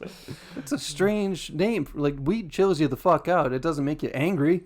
Maybe this one will. This one turned. It's not called Hulk. It's called Bruce Banner. Oh, All right, I guess it's going to make you super smart, maybe. It's legal here, But by also, the way. probably not, because I feel like weed, anytime I do it, I get real fucking dumb. Yeah. Bones are weird. Just brain removed. Yeah. Anyway, back to the game. So, Ostagoth sends Death to scale the Serpent's Peak in order to summon the Eternal Throne and talk to the Lord of Bones. So Death has his objective. Sets off into the Kingdom of the Dead. Now, I will say this is not my favorite area of the game. I bet you guys can guess what it looks like. Bones everywhere. It's just Dark. real gray. Yeah, white, gray. Bluish green energy on a couple things, but it's just a stark contrast to the beautiful lush green world it came from. Now you're just in dust and bones everywhere. It's a bit of a bummer. Anyway, If there's a different king, then Death's not king of the Kingdom of the Dead. he's not. I'm gonna be pissed. I just said the Lord of Bones. That's bullshit. Listen, he gets disrespected That's by this guy, horseshit. but we're getting there in just a little bit. So, Death reaches the top of the Serpent's Peak, basically just a long staircase. When he gets there, changes into his Reaper form and slices a giant bell in half. Damn. Why? I don't know. Like, you just ring the bell. You don't have to slice the fucking It's thing the in half. death bell, dude. It's the summoning of the palace of whatever the fuck I said, Eternal Throne. But yeah, he does that. Then you hear screeching in the distance, and he looks up to see massive flying boat castle being pulled by two colossal horned eel monsters. Jeez. It's fucking weird. It's fucking trippy, to be honest. Like, I mean, I like that stuff when they do like heaven and hell stuff. That's cool. yeah. So this is the Eternal Throne. Then Death runs off the edge of the cliff, leaps onto the head of one of the eel monsters. Like I said, these things are like a fucking highway, basically. So he runs off that, summoning despair, and he's literally riding his horse down the back of these creatures. And he like banishes despair, jumps onto the other creature, just parkouring off creatures onto this floating boat castle in a cutscene. It's pretty badass. Damn. Badass. Yeah. All right. So at the end of one of the monsters, he gets onto. There's a little fucking platforming section here. Then we get to Death gets to the door of the Eternal Throne, but he's denied by some little cuck boy called the Chancellor. And think of anyone who calls himself the Chancellor, and you got it. You got the voice. It's a British fucking shithead. Ooh, I'm the Chancellor. Emergency power to the Supreme Chancellor. Yeah, pretty much. So the Chancellor says that the writer, he can't really go in to talk to the Lord of Bones yet, which is fucking insane since it's fucking Death. Yeah. Not only is he Death. He's a fucking rider of the apocalypse. That's what I'm saying. Like, he should be lord of this fucking kingdom. His name is Death. It's the kingdom of the dead. I'm sending you bitches here. You're my bitches. I know. It's a weird. Just be thankful you're Scale still of power, living. You're like technically Well, still these are all living. ghosts. Like everybody you talk to around here are just like ghost people. Yeah, but they're basically. still around. Yeah. Well, I mean, you do end up just killing ghosts around. Yeah. Where do they go when you kill them from the dead realm? That is a good question that I don't have the answer To the tree of death? The double dead zone. Yeah. The double dead squared zone? All right, so Death tells this guy he needs to talk to the Lord of Bones. The Chancellor basically says he's busy and that the Chancellor will handle any of the business that the guy needs. Death asks, what's the Chancellor busy with? Being a doorstop? Nailed him. The Chancellor ignores it and says there's only one way to get an audience with the Lord, and that's to win the arena. Obviously, that's just kind of where you got to go. That's your next objective. Yeah, I'm going to... Go fight. All right. Exactly. Go fight and fuck. I mean... All right, so Death can have a little more of a conversation with the fucking Chancellor bitch boy, but I'm going to bring this up because Death gets a solid burn on this fucking bitch. The Chancellor says he makes sure the Lord only speaks with those who are worthy. So Death snaps back with, you must rarely see him, Chancellor. Got him. Yeah, the Chancellor, he even knows. He's like, I got fucking, but he just groans. Doesn't have a comeback from that, you fucking snooty bitch. All right, so once you know it, they're already at the arena. So Death makes his way into the arena and just turns out to be more of a dungeon than an arena. But whatever. You fight a giant skeleton monster and you use its skull, and it uses its own skull and spine as a whip. So that's kind of fucking crazy. Death beats it, no way, takes the skull as a trophy and brings it to the Chancellor so he can go talk to the Lord of Bones. Needless to say, the Chancellor is not happy that Death is back, but, whatever. It's fucking Death has a bone to pick with him. All right. So the Lord of Bones says Death stinks of the living and of souls overdue, the Nephilim that are buried in his chest, and that he does not belong there. Death says it's a pity. He was starting to enjoy the atmosphere. The Lord brings up humanity and how there are billions of them waiting for vengeance, but Death is already familiar with such music. Yada, yada, yada. The Lord of Bones says he needs to get his boys back to help him with all the souls passing through this room, and he'll tell Death how to get to the Well of Souls. Fetch quest. Well, kind of. Sends Death to go get his homies who are not listening to him anymore. And there's your next objective. He also gives Death a new power called Interdiction. Death can command the lords of the abyssal plane. So, your new objective is to find these 3 dickheads and bring them to the Lord of Bones. 3 dickheads. Yeah. Who you calling Pinhead? I mean, they are dickheads. They're not listening to him anymore. Fucking bitches. So one guy makes Death beat him into submission. One guy makes him find 3 wandering souls in his own fucking dungeon. A lazy bitch. And then the last guy pops up after collecting the first 2, and he starts talking shit to Death, saying he doesn't have the power of the seals behind him, and he's basically calling Death a puss. Bullshit. So, there's an extra step before getting to this dick's dungeon, but Death gets there and he clears it. Finally, Death gets to this last asshole who needs to beat down, but this fucker is a giant spider monster as a pet. My God. Oh my God, it's a giant spider. I didn't think you were going to bring up that reference. What is that? Thumbtanic. Watch it.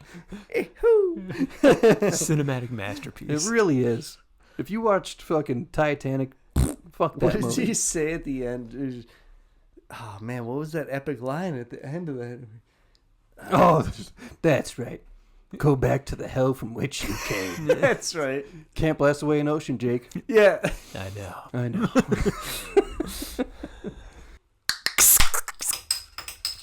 Technical difficulties. And we're back. Never have those. The V in the AV went out. So, all right. That's probably We're back. the most common thing that happens. All right. Fuck off, nerds. Shut up. All right. Giant spider monster. Fuck off, nerds. Shut up. To whoever's listening and watching. No one? Oh. We got 6 subscribers now on YouTube, so There we Damn. go.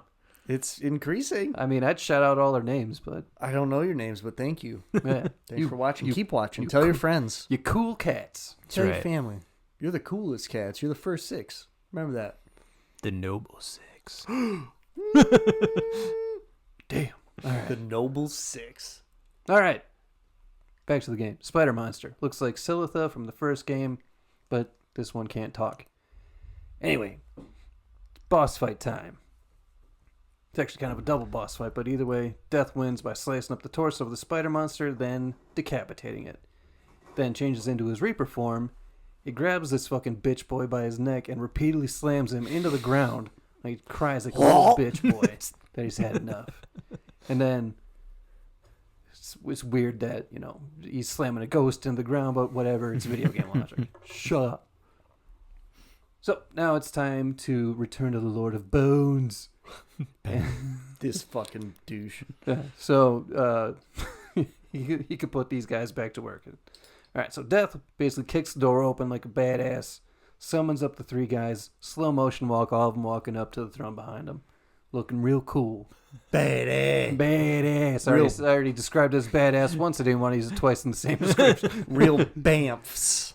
Yeah. I haven't heard Bamf in a while. Badass motherfucker for you fucking That's also- Gen Alphas and Gen Zs who don't know shit. It's also the noise that Nightcrawler makes when he teleports. Mm-hmm. That's true. Bamf. Bamf. That's good onomatopoeia. Yeah. I didn't come up with it. Bamf. It's in the comics. And it's probably a PH, I would imagine, right? Is it like B-A-A-A-A-A-A-A-M? No, a teleporting sound isn't a quick BAM! Bamf! Bamf! Anyway, back to Darksiders 2. so the Ghost Boys, god damn it, another fucking leg cramp, are you kidding me? It is BAMF, by the way. Okay. Yeah, bitch. Alright, so the Ghost Boys take a knee and ask their king what would he have them do. Camera zooms in on the king as he says, "Suffer!" And ghostly green energy rips into the Ghost Boys as they scream out in pain where their bodies are torn apart and they disintegrate. They have cramps? Maybe.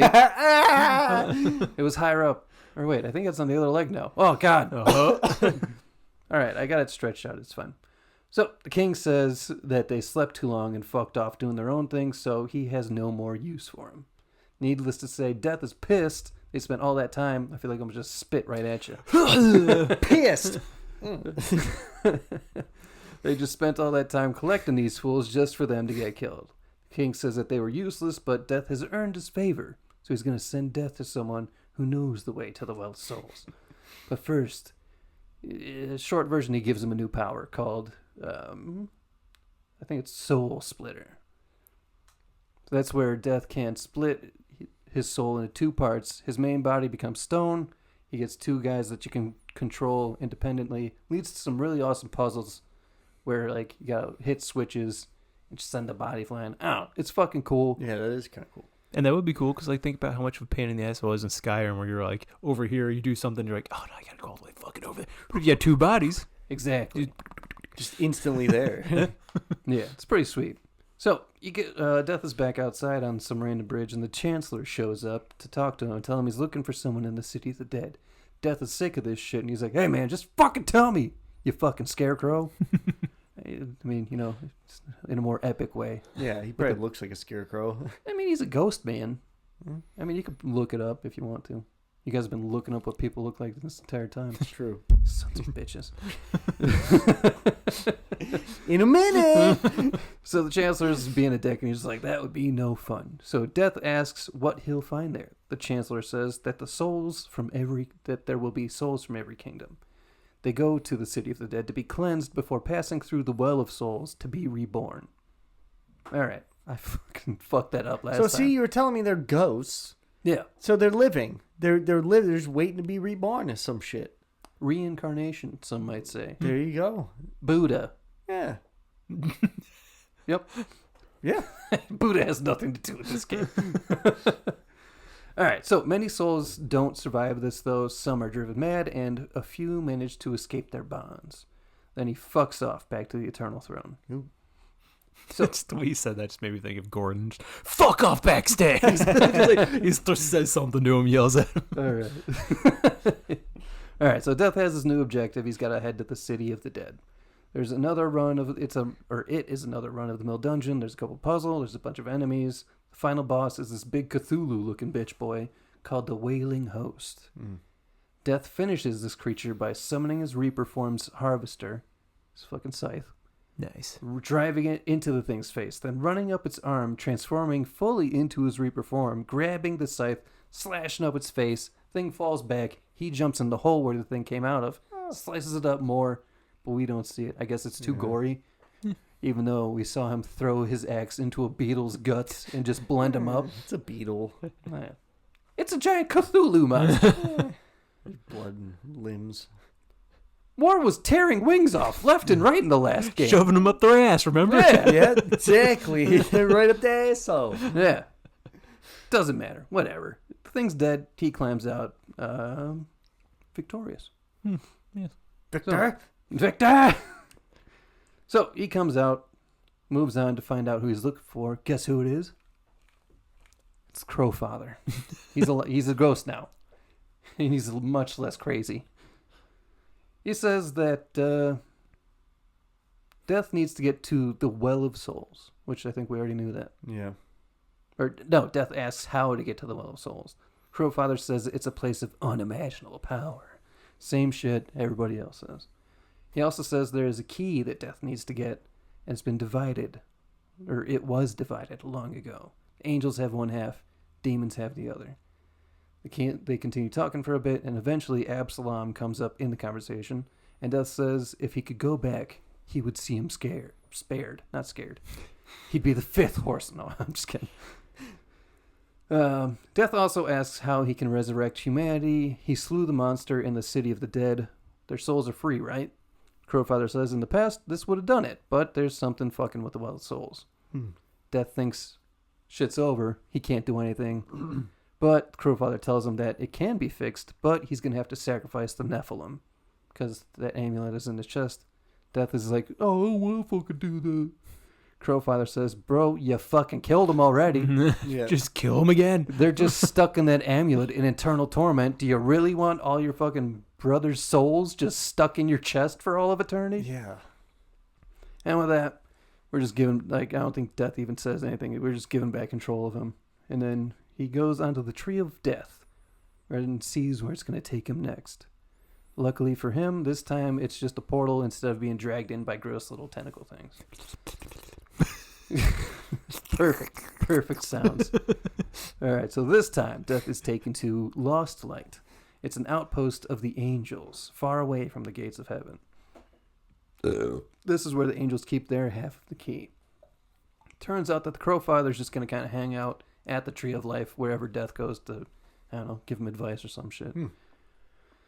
So Death asks why they don't keep the key in the White City, and it's because there's scheming shitheads everywhere. Like even in fucking schemers. There's just fucking angels like, gotta get my hands on that key. Krishna. All right, so Death also asks why the four horsemen were never told of the Well of Souls. The Crowfather says that the Nephilim need to stay dead, so the horsemen could never know about it because they might try and resurrect them. Say that 10 times fast. 4 horsemen, 4 horsemen, 4 horsemen, 4 Listen, horsemen, I'm 4 horsemen, like, 4 I'm- horsemen. My mouth is getting a little dry. I'm about to start fucking up my words. So talk Sip about it something. up. So I would feel bad. Like I feel bad for the Nephilim. Well, the last one, Absalom. Absalom. I feel bad for him because it's like Abalone? the good old baloney guy. Ariel. Like The baloney guy. it's just, I don't know. He just watched all of his brothers get killed, and he's like, "What are you doing?" And Death's like, "Yeah, I don't know." And then he goes to kill him too. I'm just killing people. He doesn't say, I don't know. And then he's just like, well, I kind of feel bad. Let me try to save. Too late. Sorry. Really, just like this poor dude's just like, what the fuck's going on? Like, now he's the bad guy. That is a horrible way to sum all of this up. It's an incredibly tragic thing. And he was like, what do you do? Oh my god! All right. Jesus. Oh my god. Well, they Feel are the bad horsemen for of the him. apocalypse, so like, Well, they weren't when they slaughtered all their. Oh no, they were. I mean, it's an apocalypse. Yeah. It's a Nephilim's apocalypse. Well, the True. Nephilim weren't supposed to take Eden. That's the whole thing. And then the four why horsemen. not? Who says? The Charred Council. Well, who they? They're the Charred Council. They maintain the balance. Bunch of bitches. Wink, wink, wink, wink, wink. No, they Yeah, a fucking bunch don't. of bitches. Is what they Listen, are. man. We'll get more into their corruption in the next game. Yeah. Not this one. Anyway, Death wanders off on his next adventure and to find the angel's half of the key to the Well of Souls. He makes his way into Lost Light, and it's a much smaller area than the Kingdom of the Dead and the first area. I forgot the name of that. Whatever. Shut up. It's a much more pleasant area, too. The vestige. You shut the fuck up. You shut the fuck up. Also, I think this is the first time I've never worn a hat or my bandana, and my forehead is fucking huge. Zoom in on it. Don't do that. Don't do. I need to start pushing my hair down or something. I'm not gonna actually do that. Anyway, all of Lost Light, it's bathed in a nice warm golden light, almost like a delightful autumn day. Nice. Tree like leaves are kind of Yeah, leaves are very shades of a red, light breeze. orange and yellow. It's just it's just real nice looking, Like cozy. Like Rivendell. In Ladris. In Ladris, that's Rivendell. Damn it. Which one did you say? They called it Rivendell because Imladris was too fancy. Yeah, I know. Yeah. Rivendell. I thought you sent it. Never mind. Well, All right, Imladris, that's, I got fucking- man, that's Rivendell over there. I think I might just confuse myself. Whatever. So, Death makes his way to a huge tower, and guess what? He's attacked! This isn't an action game. Anyway, the assailants are angels, but we see that something's off about them. We can see that they've been just lightly touched by corruption. Actually, fully touched. Probably through their entire body. Molested. Yeah, it's one way to put it, right up their ass. Dude, Injected. imagine if that's the way the corruption got to you. Just It's got to come in through some hole, you know? Like one of your orifices. I just figured it would just kind of like soak into you, like like the symbiote in Venom. Let it soak, you're right. Just clenching for your What are they- life. Are they fucking Mormons? Yeah, soaking. It's gross. Off So track. weird. Sidetrack. So Death kills a wave of them, but gets surrounded by more and more, and then we get a cutscene of another much larger, pure angel flying in. Comes in hot, bowling over a bunch of them, of his corrupted brethren. Oh, I should have said that better way the first time. All right, anyway, impales another one of them with his sword. Then we're given back control of Death to fight alongside this new angel. Hell yeah. Broski. Hell yeah. They clear out the enemies and have a little chat. As a nice change of things, this guy finally shows Death a little respect and welcomes him to Lost Light as another warrior. There's one warrior to another. Hell yeah. Death asks if he knows him. The angel introduces himself as Nathaniel and mentions that he fought beside Death at the gates of Eden. He would have died if not for Death. He's even offended that Death doesn't remember him. Or, wait, no, he's not offended that Death doesn't remember him because he was too busy slaughtering the Nephilim. Hell, day. Hell yeah. No. That's bad. All right, so yada, yada, yada. Nate tells Death about the place called the Ivory Citadel, and now it's kind of fucked. Death better hope his business never takes him there. But guess what? It takes him there. He's got to go there. It's where you gotta, He's he's got to gotta go. go. That's where the tree life is. No. Oh. Tree of Life is back. The key is at the Ivory Oh, Citadel. right. That's where the key is. Yeah. All right. So, anyway, you go back. He also says that Death has to talk to the Archon about the key. So Death makes his way up to the Archon and has a chat with this shiny-faced fuck. And when I say shiny-faced, I mean his face is literally beaming fucking golden light. That's badass, dude. That is sick. Everything described in this game. Badass. That is, dude. My face is a sun. Just, I mean, literally, my next note is, I'll be honest, he looks pretty badass. because it is. All right, yeah. So he seems to kind of be made of light, but he also wears, your angelic armor. He has 4 majestic wings, 2 large, 2 small. His armor is silver with inlays of gold and dark gray. And he has a little dark gray wrap, kind of like a skirt looking thing around his legs. Would you call that a skirt? Yeah. Kilt. I think that's what they used to call them, were skirts. No, Just straight up, they were just called skirts. fucking bitch, dude. Oh, shit.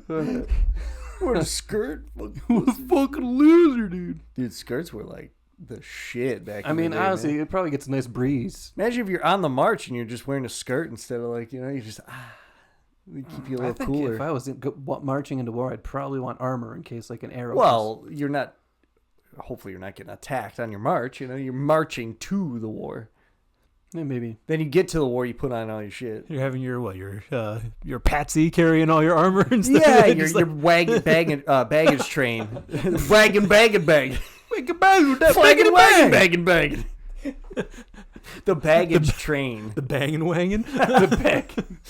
Sounds like shit. The banging wagon. All right. Shit. Back to the game.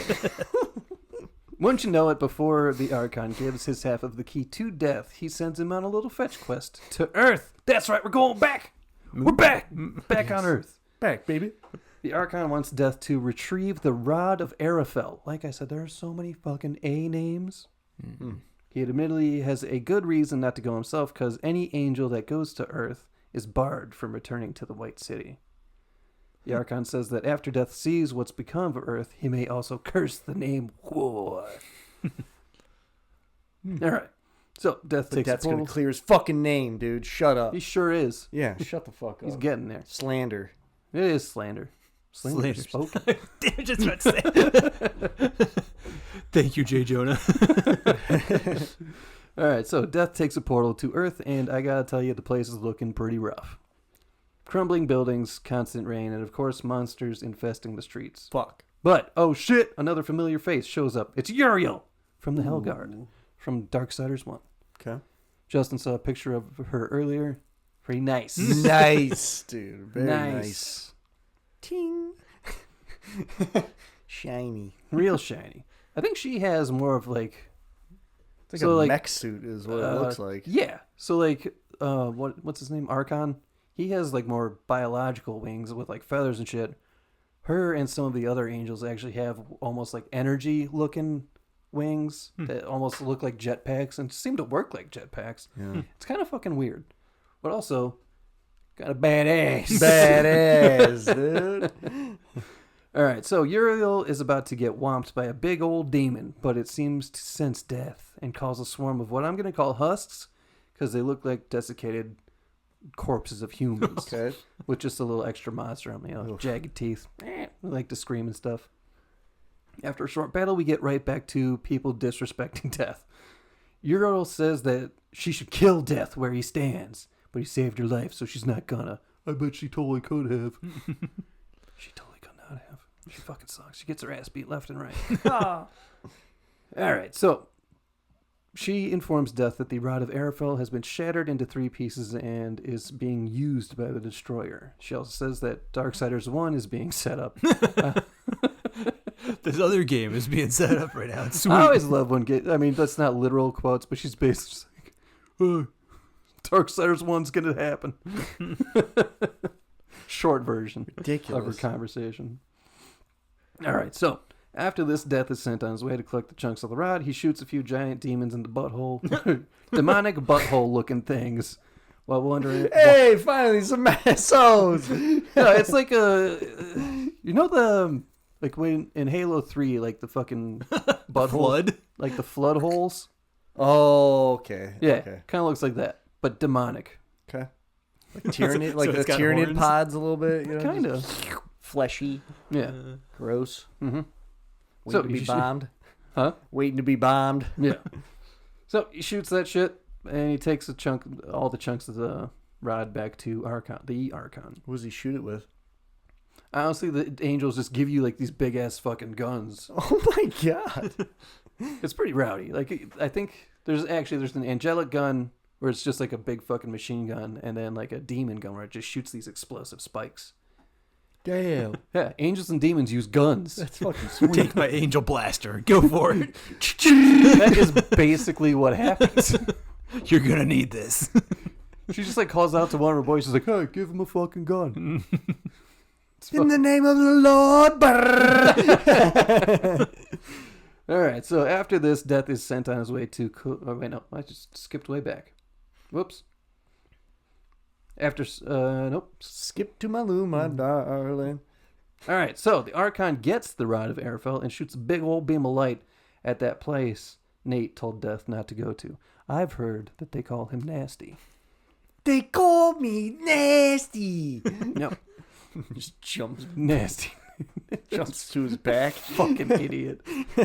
All right, so the Archon calls down an angelic beast, griffin-looking thing, to take Death to the Ivory Citadel. He tells Death to look for the scribe, most ancient. He'll help Death to end his quest. Okay. Coming up on it. Interesting way to put that, with that weird pause in it. End your quest. I wonder One what's way or another. strange. Your quest will end one way or another. He's also got the real shit-eating grin on his face. His stupid light-emitting face. What a fucking dickhead. All right. Death gets to the Citadel and is absolutely covered in corruption juice. That means it's time for another dungeon. In this one, Death gets the Void Walker power. And if you remember that from the first game, it's kind of like a portal gun. Where there's certain areas you can shoot portals, pop through them. It's a lot of fun. All right, eventually Death does find the scribe, and once you know it, he immediately attacks Death. What? And he's an old man? No, the scribe is a fat fuck with tiny little wings and a floating chair. He's just said to find the most oldest of scribes. He's an angel. Doesn't mean he looks old. He's got these little tiny wings. He's sitting in a big old chair. He's got a big fucking hole in his gut with a tentacle that comes out of it to attack Death. Yuck. Yeah, it's fucking gross. That's foul. Yeah. And he's an angel? Corrupted. Oh, that's right. At the end of the fight, Death goes into his Reaper form like he always does, and he grabs this fat bitch by his face, carries him up to the ceiling, and then hucks him back down to the ground. Honestly, pretty tame for Darksiders. Usually there's a lot of slicing and a lot of gutting. Just chucks him. So while this piece of shit is laid out, Death walks up and he buries his scythes in the wall on either side of this fat bitch's neck, demanding to know where the key is. The scribe says the corruption hit everyone, and they abandoned their senses. It even happened to the Archon. My word. What? What? Oh my God! Turns out old Sunface used a forbidden pool to see some kind of vision, and gosh dang, what he saw in the forbidden pool drove him insane. It's sad. It's like sad. the Palantir. Hate to see it happen. You do hate to see it happen. Happens to the best of us, Jim. Wait, what? Jim? Jim. I didn't know we were doing a tournament. Stu just made like the most announcer. Hey, hate to see it happen, Jim. Like a guy got injured on the field. Hey, hate to see it happen. Let's rewind now. Let's look back at that again. Zoom in. Right there, the Achilles. Right there, Max's knee cramps up. Ah, it's my thighs. My thighs are cramping up. I gotta stretch my legs. That back. hammy. All right. So the corruption of this city actually came from the Archon while he professed his own purity. What a dick. Eventually he dipped out and took the key with him. Now that Death knows all of this, he goes back to confront the Archon, and as soon as Death gets to him, we can already see that the darkness of the corruption is showing itself on him. Okay. He goes his on. face like not glowing anymore. No, it's still glowing. Oh. As soon as Death gets to him, we can. Oh, wait, skip that back again. God damn it. He goes on some crazy rant and then sends Death flying with a mystical blow. It wasn't actually like fucking. Didn't actually do that. All right. And Death lands on a perfect platform for a boss battle, and the Archon appears in front of him. Okay.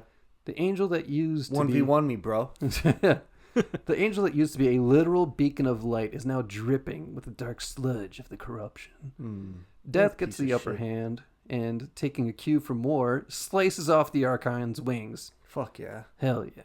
But Archon uses the dark power of the corruption to grow a new set of hideous bone wings, webbed with black sludge and sickly yellow pustules. Pustules? Pustules, yeah. In place of the gleaming Fucking white pus. feathers adorned with silver and gold armor. That's what they used to be. Now they're gross. Yep. He rises up into the air to try and force down one of the massive statue heads on top of Death, trying to crush him, but Death goes full Reaper once again, slicing clean through the stone, launching himself at the Archon, impaling him from behind with the harvester. As blood pours out of the Archon, Death throws him down into the arena's edge, where he slides off, falling to the nothingness below. With the Archon defeated, Death acquires the Angel's Key and heads back to the Crowfather to see where his journey takes him next. Next region is called Shadow's Edge. Alright, it's by far the smallest area of the game. It's pretty much just a path between the Tree of Death. Oh, we're back to the Tree of Death? And a dungeon called the Black Stone. Listen, it's a hell region. Obviously, it's going to be called the Tree of Death again. Obviously. You fucking idiot. This whole time, dude. It's Tree of Life. It's out everywhere. Oh, now it's just called this. Now it's called this. Oh, wait. It thinks. Wait. Alright. So, this place, Burn the motherfucker. Chop that shit down, dude. I don't think you can. Well, try. It is an absolutely massive tree. Like, you remember the tree in Avatar? Abada? Mm-hmm. It's like that. Okay. But, probably magical. So, have fun trying to cut that down. Anyway, this I place... would. Sounds fun at this point. You're not gonna. It would probably take a lifetime. Worth it. Why are you trying to cut down the Tree of Death life? Because it's pissing me off. You need to relax. Is it all gross looking on fire or something? No. It depends on where you are. Okay. If it's the Tree of Death, it just kind of looks like a dead tree. If you're in Yeah. the Tree of Life, it looks, Is it circular? Do the roots kind of connect to the limbs? Like No. like the symbol Tree of Life? It just looks like a big old tree. Oh. Oh. Okay. All right. So, Shadow's Edge. It's just kind of, your typical looking hellscape. Fires all over, burnt trees, lava, giant black hole in the sky. A lot of fun. Okay. Mustafar, got it. Yep. So, Death approaches the fortress and he runs into Ostagoth, that motherfucker. Once again, and he mentions that fucking Samael, that motherfucker, Oh. keeps many wonders in the vaults beneath Blackstone.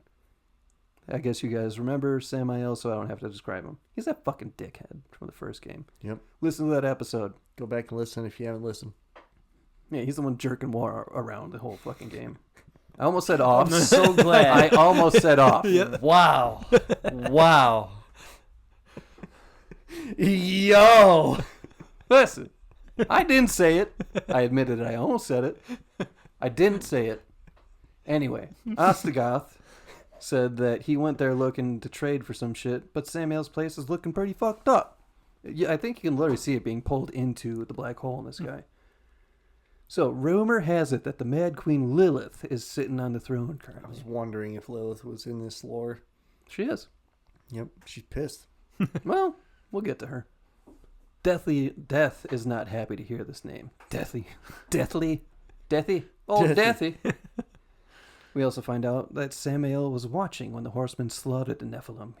He's always playing his own tricksy games. So, anyway, Death heads inside, and almost immediately he runs into Lilith. She's got some big old demon boobies. Nice. Nice. She also Lilith is always portrayed as super smoking hot, dude. Well, I mean, she is still pretty demonic looking. She's got the inverted wings like Samael has. Smash. What? Sorry. And she's got like a bunch of horns on her head. Smash. But still big old boobies. Even better. Nice. Nice. That's the two descriptors we use for everything. And nice. Badass. Nice. Nice.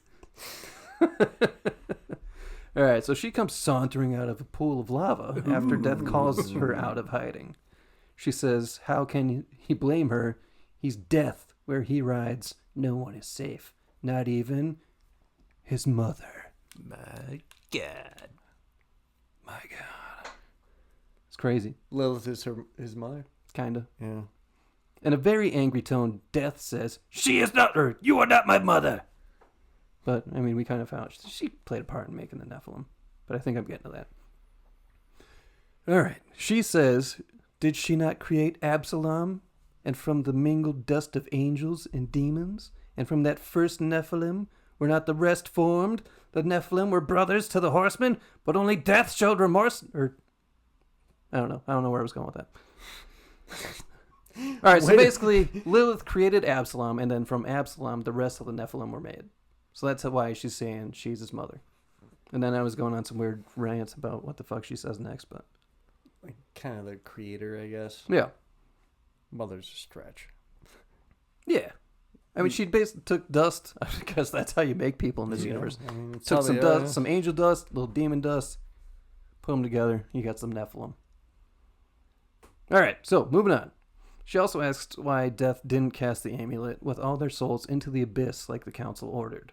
Why save their souls if not to one day undo his sin?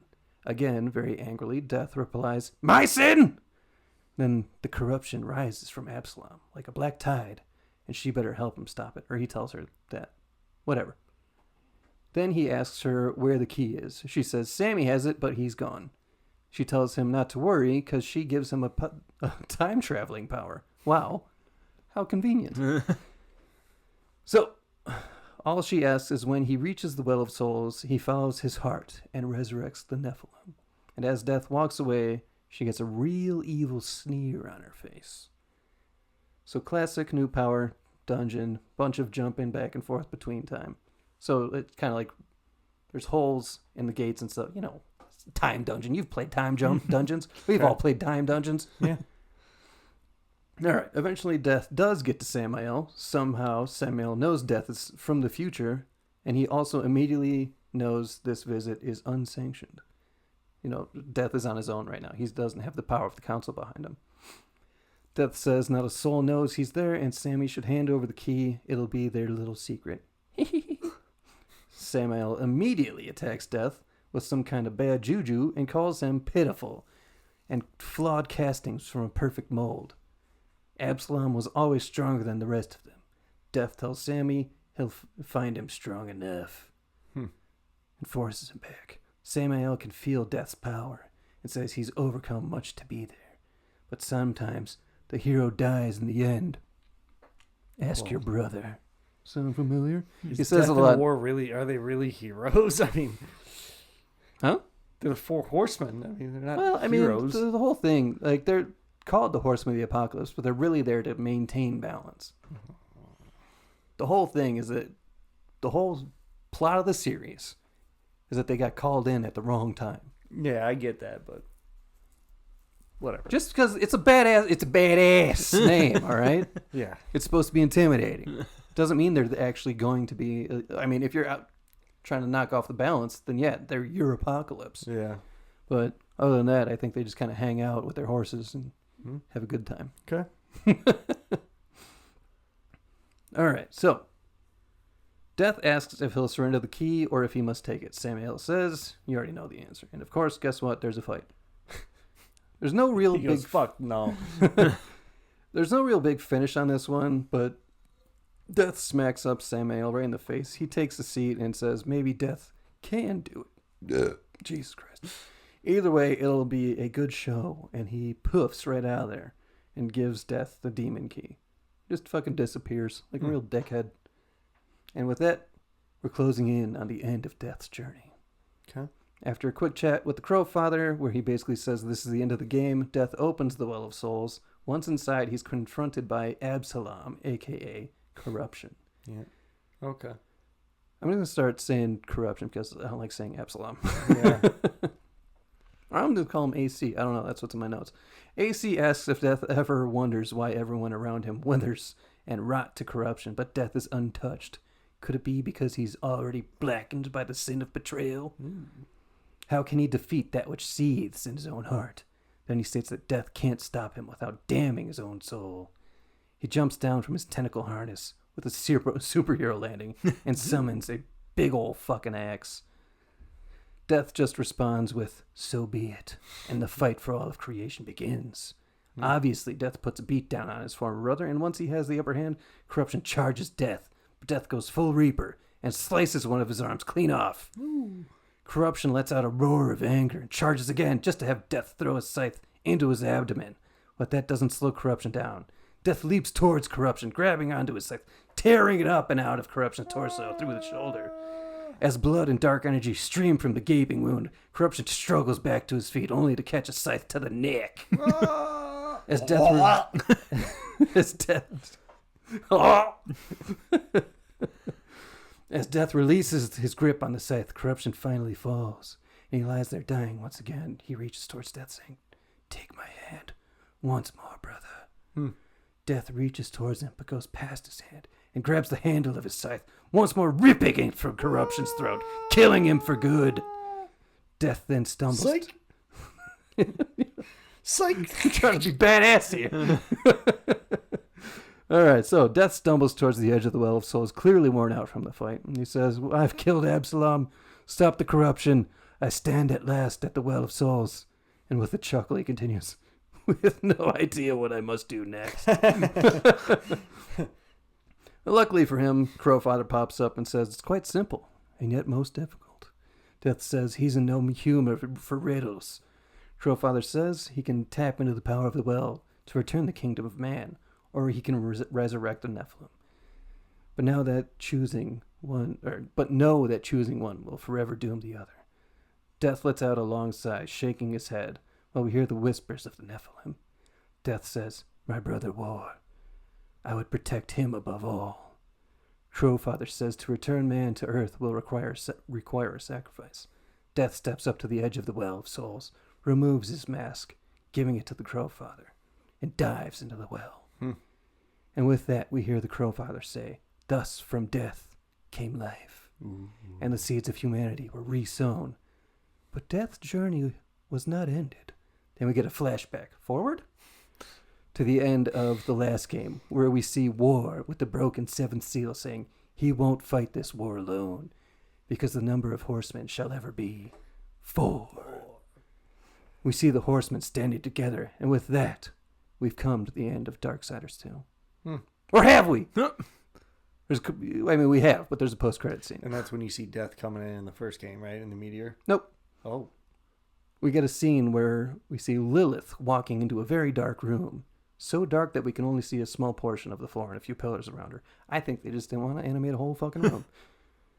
We hear a voice with a very accusing tone say, "You're alone, Lilith. Where are my Nephilim?"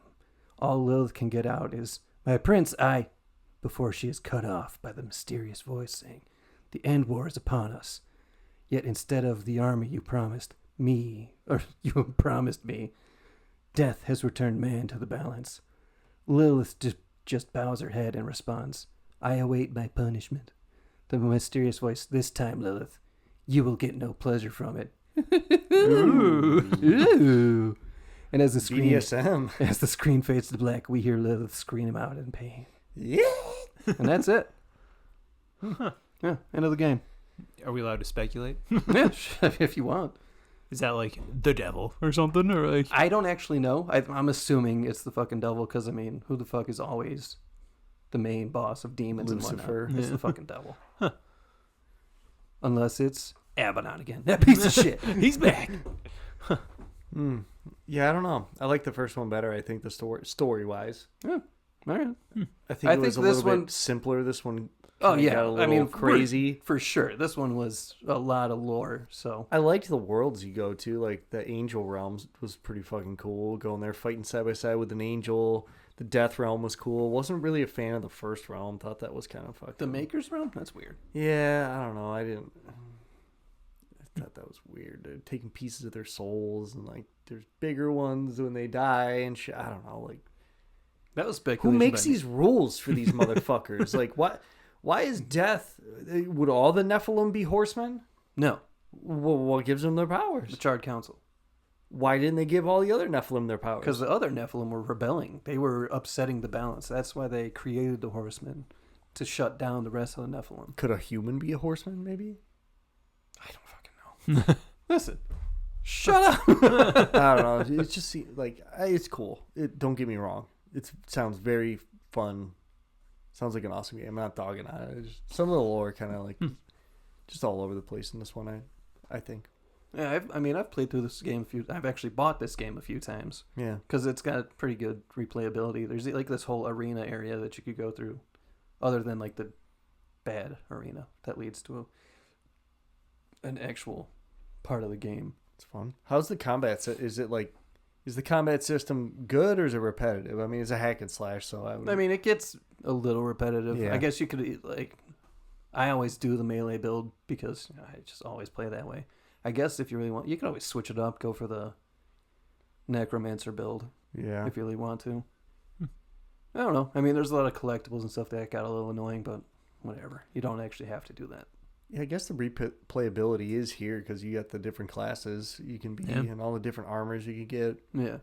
There is an abyssal set of abyssal armor like the first game, but you have to do at least 2 playthroughs to get it. I Damn. still haven't got it because I keep buying new versions of the fucking game. Damn it. So I'm going to play through it at least once more to hopefully get the abyssal armor. Oh, yeah. But I don't know. It's fucking ridiculous that the game came out in 2012. So I've been playing the game 13 fucking years. I mean, time and time again, I just haven't fucking got it. it is a very max game for sure. Oh, Hack yeah. and slash with all these fucking badass. It's fucking badass. All these badasses. These badass scenes with these nice girls. Badasses and nice girls. The nice ladies. Yeah. All right. So, I like the,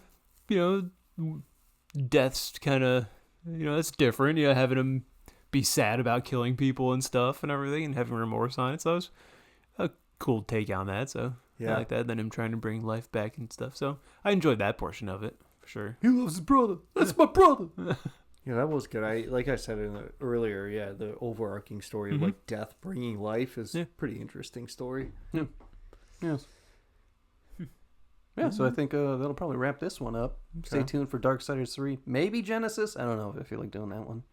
Okay. Yeah, we'll do Darksiders 3 and I'll wrap up the series. They are making a Darksiders 4. That's kind of what originally made me want to start doing these episodes. Hell yeah. There's literally it's kind of like the fucking next Elder Scrolls announcement where like, hey, we're making it. It's coming. One I day. haven't heard shit about it since. But we're going to make another game in the meantime Starfield. and release that. Yeah. Oh, wait. Oblivion remastered. That too. We're going to remaster one. We're going to make another completely different thing. But it's coming. Maybe. One day. Hopefully. Whatever. All right. Well, if you want some extra episodes, you can go check out patreon.com/3beersdeep podcast. If you want some extra content, you can go to Instagram, TikTok, and YouTube at 3BD Podcast. And if you want to email us your thoughts on this or anything else, you can do that at 3beersdeeppodcast, all spelled out, at gmail.com. Don't forget to like and subscribe. Give us a 5-star rating with whatever you're listening to. And we'll catch you next time on 3 Beers Deep. Later, nerds. Drink up.